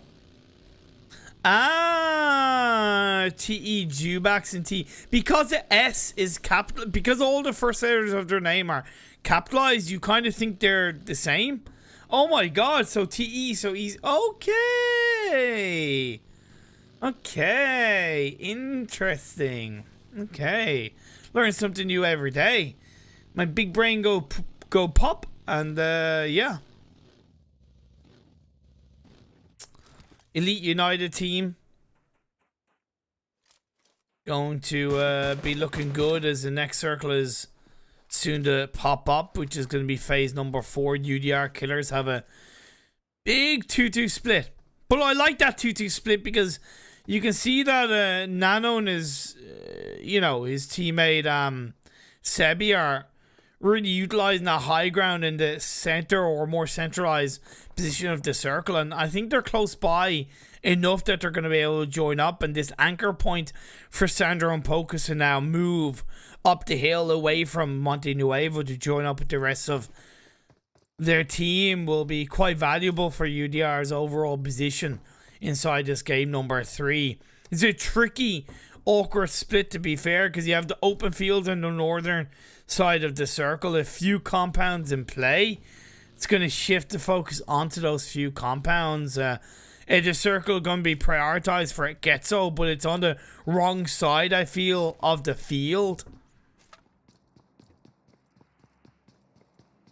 See, this is what I love about the rotation from, Pugnator. I like it. I'm not a massive fan of it. No way, Bisk. No way. Bruh. Okay. Okay.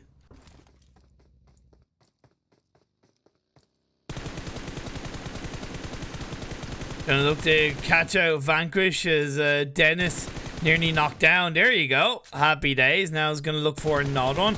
Sprays up onto Akule. Gonna catch him out in the open. Nearly knocked down once again. Boom. Second victim in play. One more. Two more left for Biscay. He just is on the high ground. Target acquired. Target acquired. Shots fired. Oh my lord.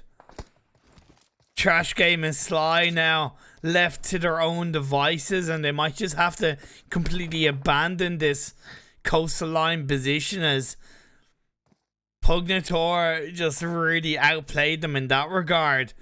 You have Nox on the other side as well, getting a knock onto one of the Eastern Stays players, and although he's revived up, he's trying to send them back to create more space inside the circle as phase 4 is about to hit the edge and will come into phase 5. Of course, you gotta be careful that you don't get knocked down, Nox. Dance around those bullets, don't overextend. The next circle does pop up and it centralizes quite nicely across the road, and this will put a bit of pressure on the Pugnator, and it might be better off for them playing for pure kills at this stage of the game, because I feel like it's going to be pretty hard for them to enter into this next circle across the road. Getso opting to go on the other side of the road, but this little dip makes sense, however, because teams are already committed to that western side of the road.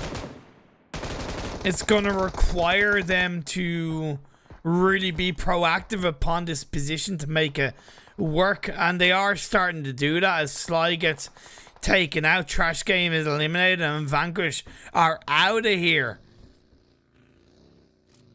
Scouting inside this game, more like scouting the lobby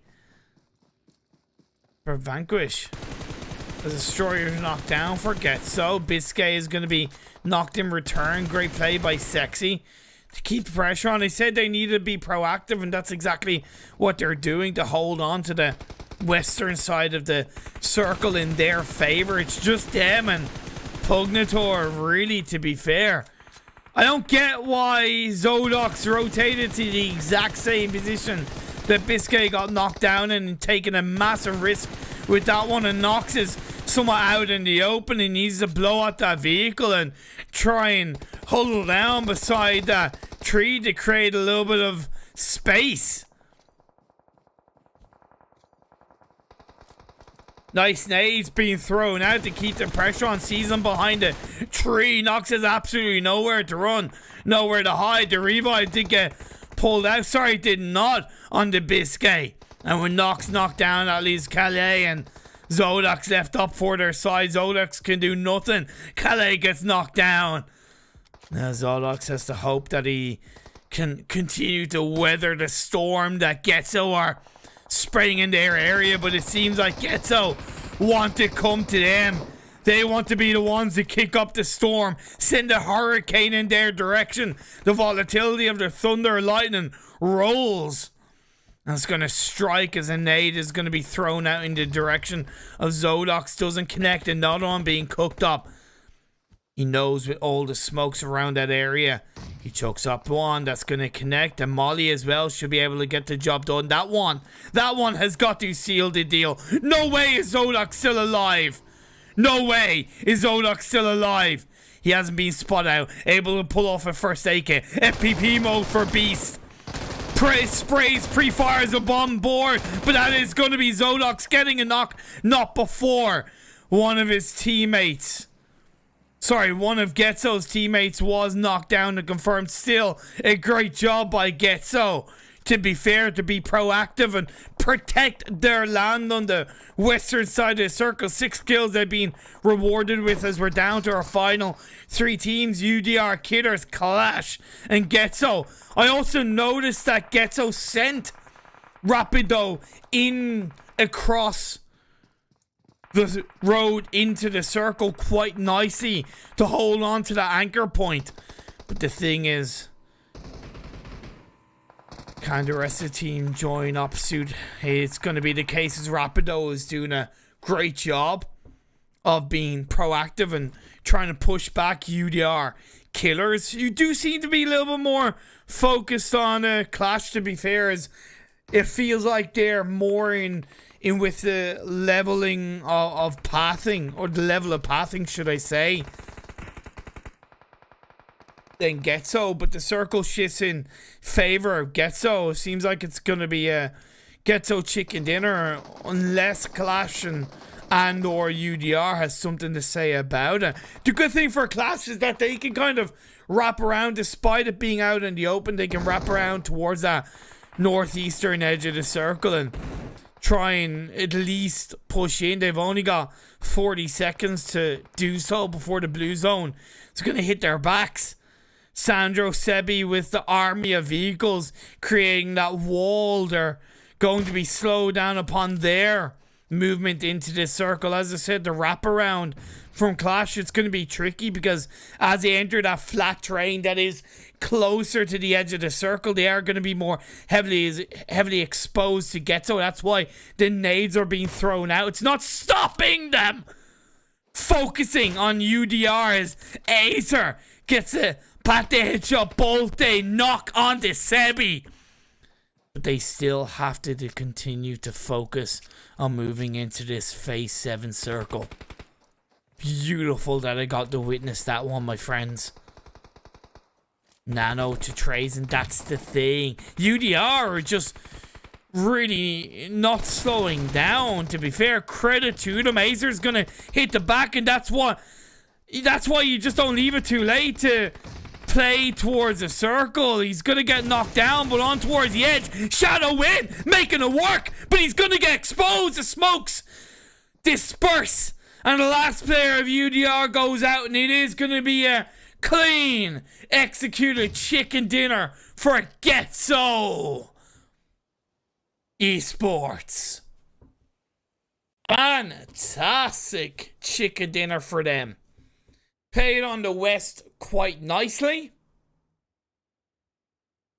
They took down a very well placed Pugnator Big Ass. And again, they didn't initially know that Pugnator were there.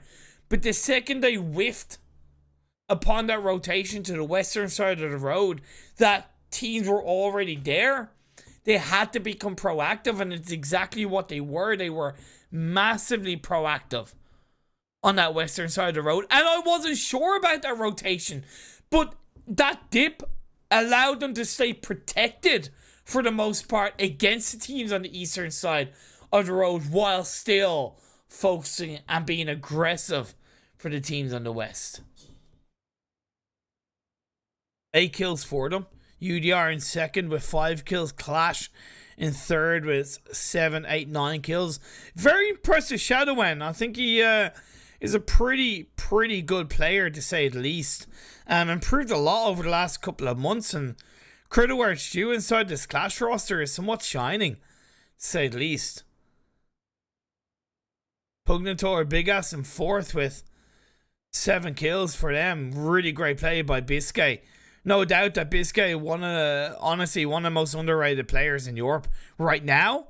Hopefully it's only a matter of time before he gets a chance to shine on the big stage, whether it is with Pugnator or another team. Either way, I'm ready.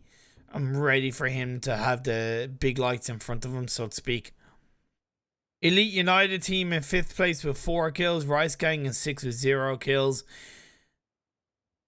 Eastern stays in 7th with 6 kills. KDV in 8th with 6 kills. Vanquish in 9th with 2 kills. Onyx in 10th with 0 kills. Seven Sins in 11th with 3 kills. Black Sparks in 12th with 0 kills. Gamelord in 13th with 2 kills. Mason in 14th with 4 kills. Deus in 15th with 1 kill. And Way Up in 16th with 0 kills. Looking at the stats that I cannot read, it seems like Azer was your target man in that game. Getting 4 kills, I think. 3 assists. I don't know, but 1100 damage. Seems like the teamwork award goes over to Jubax of Jubax. I think getting 1200 damage, if I'm not mistaken. And incredibly hard to understand these stats, to be fair. Much love to you, Strangey. It must be pretty late for you, to be fair, in Bangladesh. But B1 beat A1. Much love to you and all of the A1 fam. As we are going to be getting ready for the final game of the day. We're heading over to Erangel for this one. I'm pretty excited to bookmark on the hollow grounds where Loki all began. Good game so far.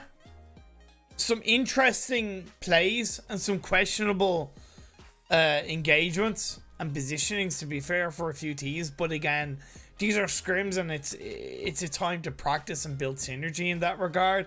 I know for a fact that we do have a number of kind of teams who are newly formed together, but time's ticking. Let's be fair, right? The PMCO full split is coming up in roughly about a month and a half. So time's ticking for you to get your shit together, teams. That's one thing I will say, right? If you plan on playing in the PMCO to get the opportunity to qualify for PMPL in your respective region, and then in turn qualify for the EMEA, it's happened. Look at Panda. You gotta get your team together now, and you gotta start building on that synergy and getting that mentality in play, right? Make the mistakes now all you want, right? To prepare for the success and prepare for victory, and to learn from the mistakes for upcoming victories. But either way, every single day, you know, is a missed chance, so to speak, to learn something with your team and prepare that a little bit more for the PMPL full split. It's going to be exciting. I cannot wait. Right, you have the PMWI in conjunction with Gamers Without Borders in a couple of weeks. There's a $3 million prize pool charity tournament involving teams from the east and the west of the world, right? It's like a mini PMWL from last year. You know, then you're going to have the full split. You're going to have it all over again, following into the PMGC. The opportunities are there with massive prize pools in play. The opportunities are there. Just gotta try and make it count, guys. Well, game number 4 codes are out, so that means I have an idea when we are gonna go for a break in this one, and when we're gonna be back, should I say, more than anything.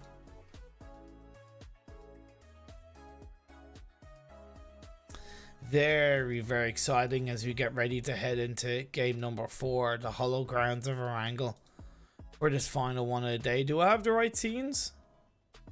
I should. Yes, I do. So, without a further ado, let's go on a bit of a break. But I'll be back on your screens in roughly about 4 minutes. See you guys in a bit.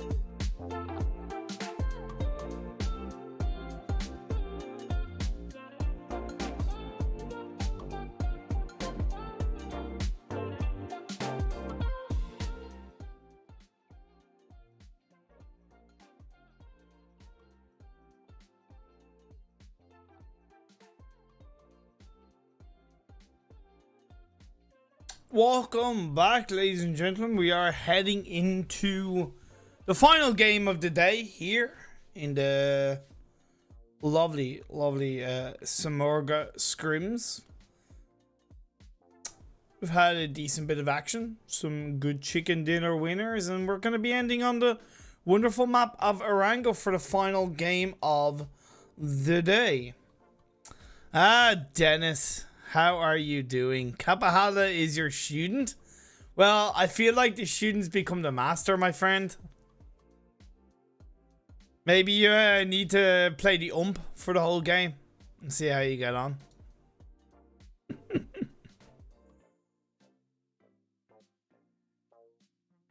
The ump is all powerful, young Padawan. We're going to be getting into this game very, very soon. Just something I need to read real quick.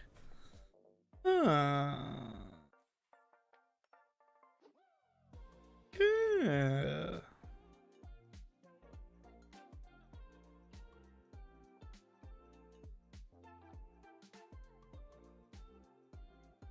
Oh my god, and yeah. Game crashed once again.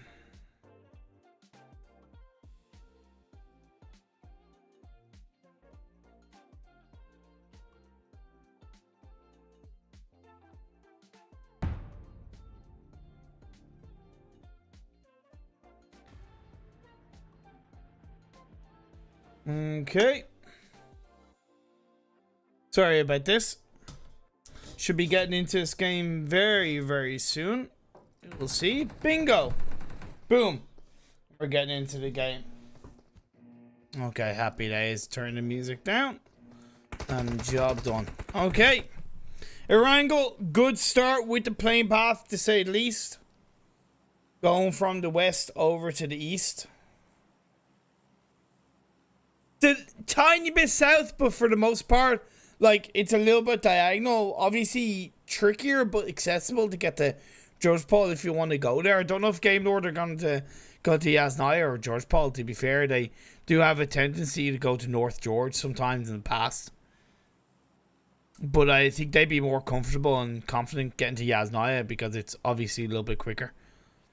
Mason gonna go on that western coastal line, shift up north maybe, and up towards hospital, or are they just going for a full 4-man spread on that western side? It makes sense because the western side is definitely more accessible for a split drop because less teams are gonna go there.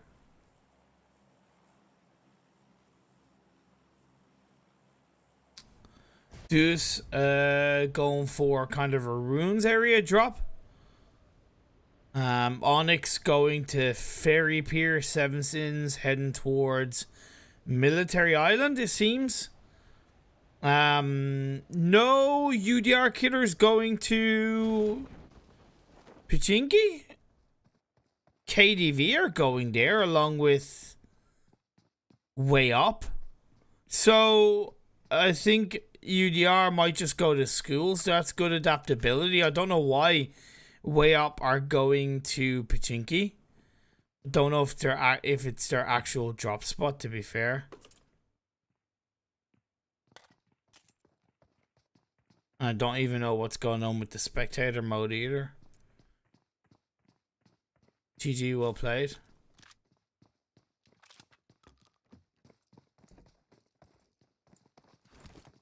Either way, I'm excited to see what KDV can do because they're an aggressive team as it is, and Trofka's pushing on up. Jasenic shoots off to his shotgun. He's going to make his way up the building, though. As a keystone onto Trofka, return knockdown, and that's where the teamwork is going to work out. Although there is someone across the road for Way Up, still nothing that's really going to cause any real pressure to any of these teams. Trofka will get revived up quite nicely. Boom. Job done. You see Sanhok gonna look for another victim in play, I'd say. And phase 1 is A little bit similar to what we saw in the first Erangel game. Obviously a bit more to the west, but Split River in play. TE Eastern stays. Looking to take a boat to go to Novo? Maybe the case. Rice Gang and Milta. Clash going to be going up inside the shelter region against Elite United team. Getting a knock. Kick things off. Happy days.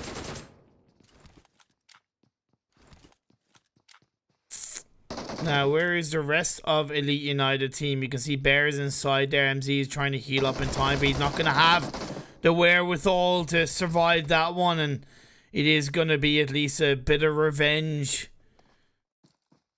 for Elite United team. Leaves Clash up with just 2, Calamus and Trazen. And Calamus is on the other side in the museum building.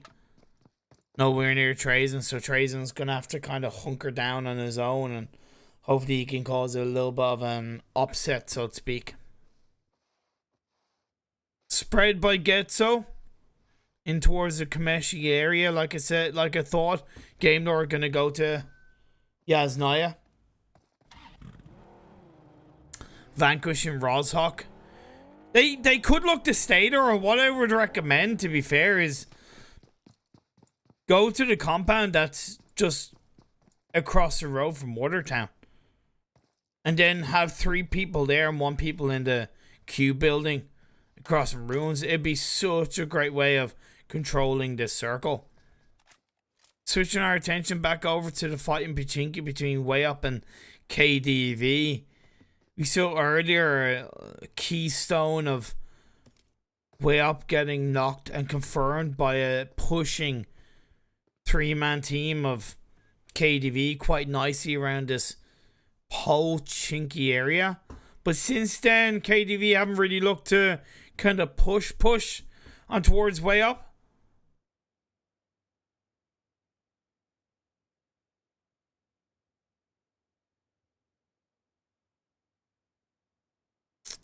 Just gonna take their time to push in. While teams hanging outside the circle. I don't know what is up at Sly. Is he having some kind of connection issue? Or seems like no, he's there. Huh? What the hell is up with Sly? You okay there, bro? You okay there, man? What are you looking up at? You looking up at the sky? Nice t-shirt you have. Okay, interesting. Either way, let's switch over to this fight between Deus, who've not been able to grab a kill just yet, but they did lose Chills. I don't know what happened there. Uh-oh, Spaghetti-O. And then Way Up and KDV going to action once again. KDV, you saw the kill feed, start off by getting a knock onto the player in the backline from Way Up, so it puts even more pressure on there. And look at that, Trofka just pushes in with the rest of his team. Like, that teamwork from KDV is perfect. If you're going to engage in buildings like that onto a team, don't waste time sometimes. Like, sometimes just don't waste time with nades and shit. Just, like, use your body advantage, and that's exactly what they do. Way Up have been eliminated. Job done. Happy days.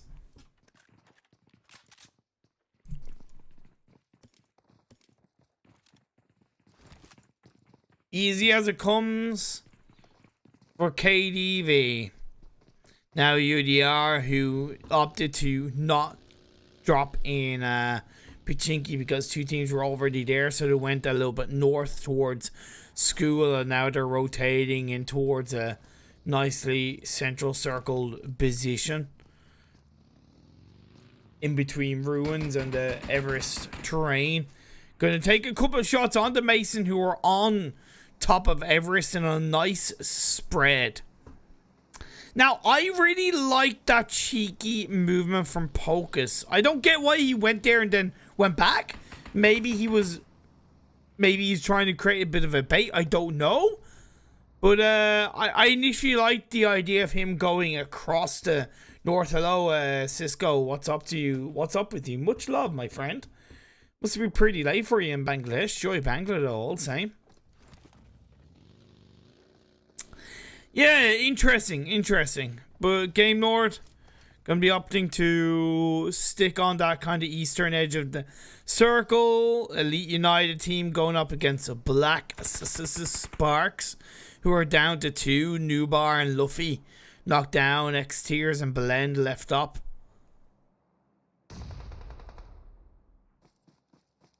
The knock did come through onto Elite United team, so it does put them under pressure as well, with just Bear, the last player up. Has an idea behind a rock, but I don't think he's going to be able to get to his teammate, so he's left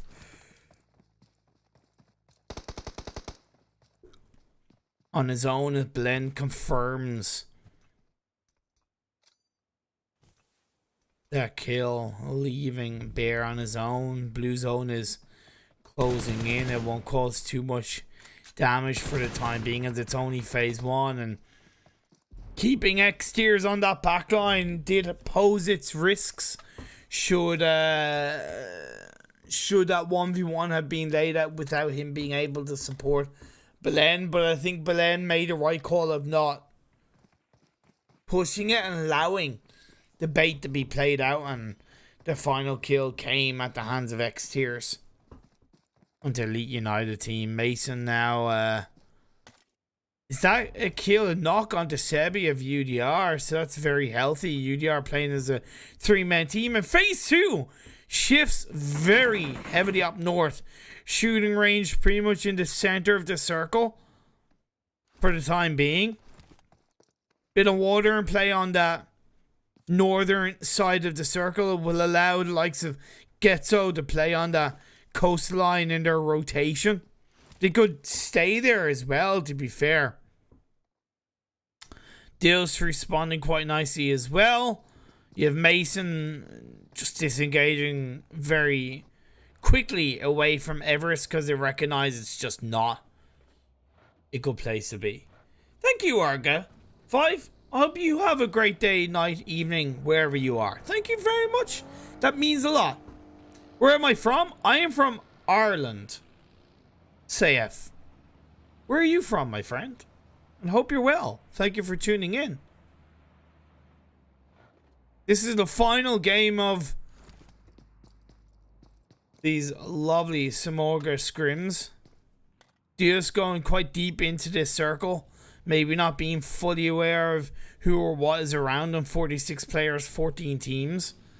Getso still has Sexy pretty far away from him, so I'd imagine they won't be looking for any kind of real engagement. Sly, fortunately, must have had some kind of disconnect issue as he gets knocked down into the play zone. 7 Sins rotating around the north. He has Naya, but so are Clash, as well as the side of Pugnator, Big Ass. Leaving Calamos left on his own with his sliver of health. Gonna have to wrap around the very north into Stallbar. Nice play by Pugnator. Yeah, okay, it was a well victimized Clash side, to be fair, but still happy days of pushing back and getting a kill without losing anyone.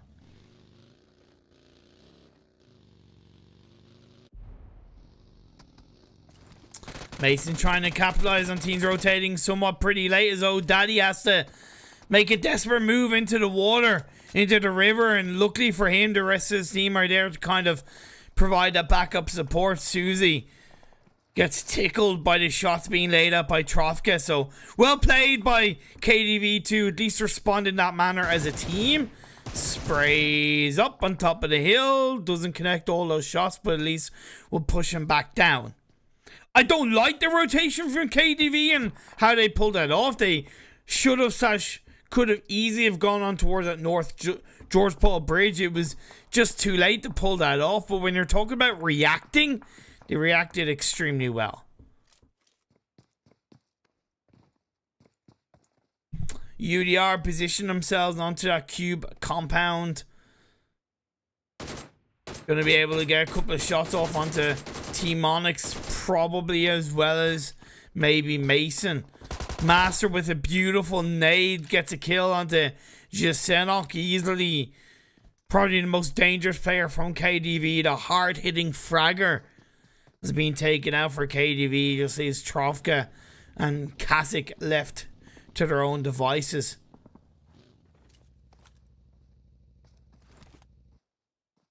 Iske is knocked down from Deus. Deus doesn't seem to know what they want to do. A 7 sins as well.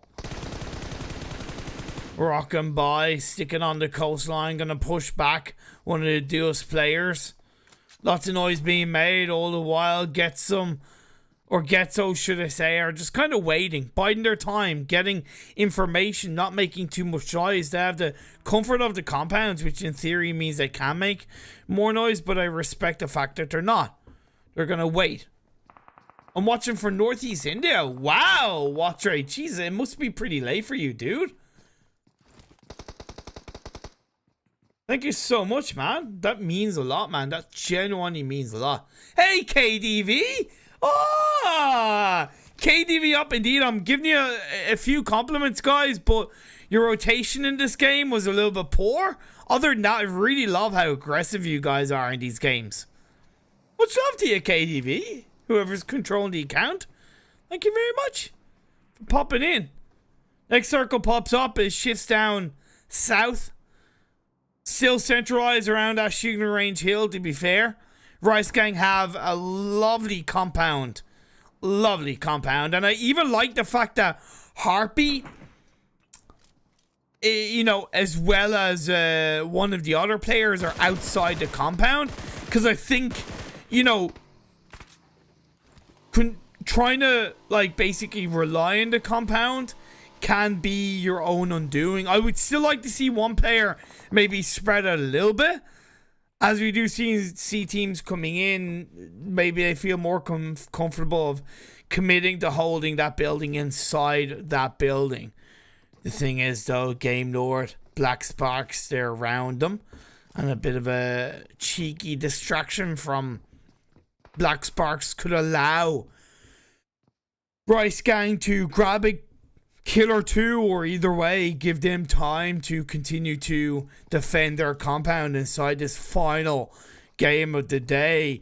The position in this next circle is benefiting UDR Killers inside that cube compound, as Vanquish left with 2 players. Dennis and Rhinos are just going to stay prone in between a shack and a couple of buildings. Dead center of the circle. Desperate times call for desperate measures, and that I am okay with.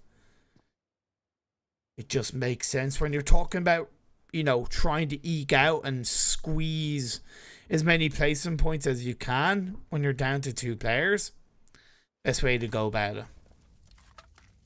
Purgatory, big ass, picking up another kill for themselves, as it seems like 7 sins are running around like headless chickens down to 2 players who are pretty far away from each other. And Razor just taking a massive risk in that one. He has gotten into a shack, but the noise of that Roadster will definitely have alerted the attention to the 2 players of Purgatory, big ass, who are on the other side of the hill. It's why Biscay is proning down, biding his time. He takes a couple of shots, but Victor from high up above gets his shots onto Biscay to slow down Purgatory and maybe say, hey, be careful where you're stepping, be careful.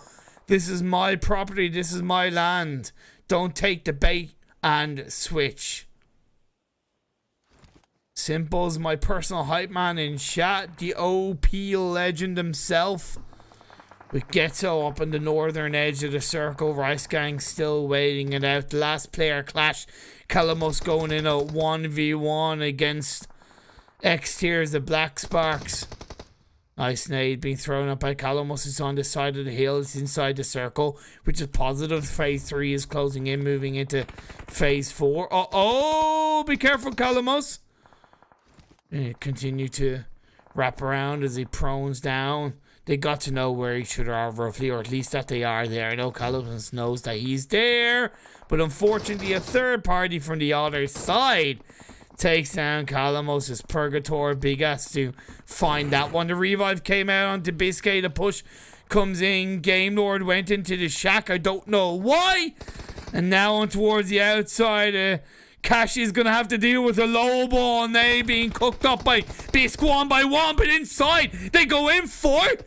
If you're going to send a nade on the outside of the shack, what's the best way of dealing with that? You push inside the shack. Where's the support from the rest of the Purgator team? There you go. Nox is going to find that one with the crouch option coming through. But wow, Robs. Where is the rest of Purgator? Big ass. Why are they taking their way into this fight? Why are they allowing themselves to lose so many players? Rob's gonna continue to be proactive around that one. Nearly looks for the shots onto Zolox. He finds it. Why are you going in one by one? Purgator, are you actually serious? Purgator, really? Why the absolute godforsaking hell did you go in one by one? You're killing me, Purgator. I'm genuinely frustrated at that. Like, genuinely frustrated. Awesome watch, eh? That's a really good way of kind of learning as a player, is to watch other regions and just to see how teams and players are rotating. I hope I'm providing a bit of information for you, to be fair. And yeah, I'm doing a bit to hold on to the map so you get an idea. Eastern stays. Gonna go into the Shack of Dreams. Will it be the Shack of Doom against Vanquish? It is gonna be the Shack of Dreams as they come in quite nicely, wasting no time at all. And hey, Purgator, maybe that's a bit of a lesson on how you push a Shack. You push it as a team. You don't go in one by one. Instantly responding with the smokes as well, so I do appreciate that one. Getso has Beast knocked down. Outside the circle they go. Gamelord are going to be around him on towards the other side, higher up above the hill. One of the Getso players is trying to deal with that one. Plus we have an opposing team of Mason looking to shine their way through as well. Still up as a full squad. Susie doing a bit of damage and tickling the opponents around them quite nicely across that one. The thing is, he can leave that action and allow Getso and Gamelord to low-key focus on each other. As Rob's with the McLaren, it's not going to stop him from getting knocked down, and it seemed like he didn't know where he wanted to go. You don't get in the vehicle if it looks like you don't know where you want to go. I'm not saying you didn't know where you wanted to go, but it certainly looked like you didn't know. As Victor's going to get inside the McLaren, what's he going to do? Is he going to look to pick up his teammate, provide that level of support on the team fight against Getso? Well, it's a massive risk because this is further outside the circle. It might work out in their favor. Looking over, we see Lunatic of Mason towards that area inside the circle, and my lord, Susie is going to have to deal with that one. Getso is dealt with quite nicely, although Susie is knocked down. The cavalry arrived, plus a bit of a cheeky third party from UDR Killers to pick up a kill onto one of the Mason sides. Victor onto Furia. How are Gamelord still going? It is unbelievable. As Rice Gang being quiet on the eastern front of this map. Now it is their time to shine as the two players from Onyx rotating with vehicles. Nexus is doing a little bit of chasing, but they go further on the edge of the eastern side of the circle, where the last player, Purgator, is there waiting in the wings. Pre-fire shots, but it's not enough as Onyx at least pick up a kill. What they might not know, though, is Rice Gang are again waiting in the wings and knock on the Master Blaster. Sugar caster. I'm casting my way up, but bang! Bites off more than he can chew, goes too far forward, and Lakonostra is going to get knocked down. Sorry, is going to get the knockdown for that one. Phase 6 finds itself and centers quite nicely. Harpy is there for the revive, while Mason and Jose on the northern side outside this circle. Nades being flown by Victor. 3 kills so far in this game. 1 nade, 1 golden nade would work out. But there's also cheeky UDR Killers maybe looking to third party both sides, as they really are the kings of the Northwest coming in the final couple of phases of this game number 4 of the day. 5 teams, 12 players left up. Rice Gang do have 4 of those 12 remaining players, but there's a little bit of a thorn in their side to the east. As Lakonostra is knocked down. Lakonostra previously did get the revive on the Master. It's worked out for them because Master is now going to be the solo player for his side. Utility thrown out. The smokes is protecting him on the downhill area. If he can tickle his way in, I'm saying the word tickle too much, but if he can just stretch his way in, that would be pretty valuable. Only 2 first aids he has to play with as we come into the next circle. I don't know what he wants to do after that, but UDR sends Sebi all the way from the west over to the east, but that stretch is a little bit too difficult. I feel as Pocus finds himself getting knocked to his knees while Nano is healing up in time. Baka, Spaghetti-O, Rice Gang in the open. Gonna get spotted out. The circle favoring UDR quite nicely. Sebi is doing a great job as well of continuing to lay the pressure on Rice Gang. The foundations in play as we are left with 3 teams, 7 players up. Master is called out. That leaves us with 2 teams. 3v3, although Pokes is knocked down, so it's technically 3-2 between the 2 teams. Bang is panged and chunked to just over 50 health. He has 0 energy drinks. He has a couple of bandages and a first aid that he can play with.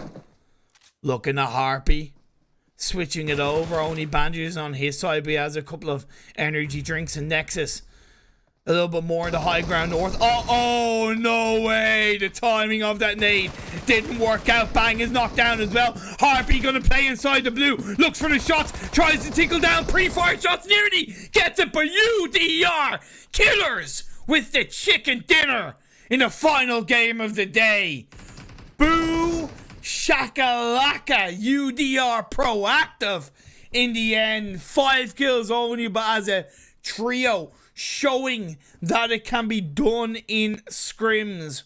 With Pocus knocked down, it became difficult, but they were allowed to get the revive off due to the circle favoring them. And Rice Gang spent too long focusing on the last Onyx players, and with the knockdown on the Bang, it meant that they were slowed down even more and they felt afraid to really commit. And in that time, we saw UDR pick off Victor, pick off the final players of this team, that team, I think Mason as well, and they controlled the West. If the circle had of still gone in their direction, let's say the circle stayed the same, but Rice Gang had of taken out Team Onyx much quicker, guarantee you UDR probably wouldn't have had an easier job in that final game. If anything, I'd argue would have lost it. But that's the domino effect. That's why when you're getting into the late game, every single solitary second counts. Every single solitary second counts. Not necessarily for in this specific moment, but 30 seconds later, when you have to try and get into the circle. 30 seconds later, when you're trying to control that last circle or the last couple of circles. But yeah, Watre, scrims in Europe can tend to be a little bit all over the place. I low-key don't like how teams play super aggressive, but then again, I think it's not a bad thing because it helps train their aggression. But sometimes I feel like they're not focusing enough on strategies and rotations, and that can hurt them when it comes to the higher level of gameplay. So it's a good observation, Watchery. Either way, UDR with 5 kills, Rice Gang in second with 2 kills, Onyx in third with 3 kills, Mason in fourth with 7, 8, 10 kills, Gamelord in fifth with 7, 9 kills, Eastern stays in 6 with 4 kills. You had Pugnator, Big Ass in 7th with 3 kills. You had Getso in 8th with 1 kill, Black Sparks in 9th with 3 kills, 7 Sins in 10th with 0 kills, Vanquish in 11th with 1 kill, KDV in 12th with 4 kills, Clash in 13th with 3 kills, Deus in 14th with 1 kill, Elite United team in 15th with 4 kills, and way up in 16th with 0 kills. So, good stuff indeed, and honestly, that last game was really nice. I liked it. I think there was a good balance of aggression. The circles were a little bit tricky, and yeah, I can't argue with it, to be fair. Really cannot argue with that one. A good set of games. Not gonna lie, I forget the winners of each game, but they were a good set of 4 games. Maybe not as high level competitive action as the title might have indicated, what I was, to be fair, expecting, because there's a 3 PMPL / EMEA teams that weren't in these scrims that were meant to be, such as Conqueror, Lakonostra MVP, and I would argue the Noisy Boys, because the Noisy Boys are some of other teams, which is a shame, to be honest, but it is what it is. Nothing I can really do about that one. So look, you know what, gonna go and say goodbye to you all and end the stream, not kind of waste any more of your evening, but thank you so much to everybody for tuning in. You know, just thank you for being here. You know, thank you for being here. Before I go, just to say, because it is my stream and I'm allowed to have these tangents, you don't have to listen. But look, spread positivity, yeah? We all live a short life, and every day low-key counts, right? You can choose what you do, so to speak, on a day-to-day basis in terms of how you speak to people, how you send a message, what you say to someone. You have that in your control, right? We live in a world where so much is online, but behind the face, behind the profile, there is a human being. And, you know, we all have the power to inspire those around us, right? Might not be in the most amazing way possible, but we all have the power to inspire those around us. How you choose to inspire is up to you. So easy to wish to be inspired and to be inspired by others, but we all have the power to inspire. So think about that. Stay safe, stay awesome, look after yourselves, boys and girls. Again, I won't waste any more of your time, but have a good evening. See you guys another time. Much love to you all.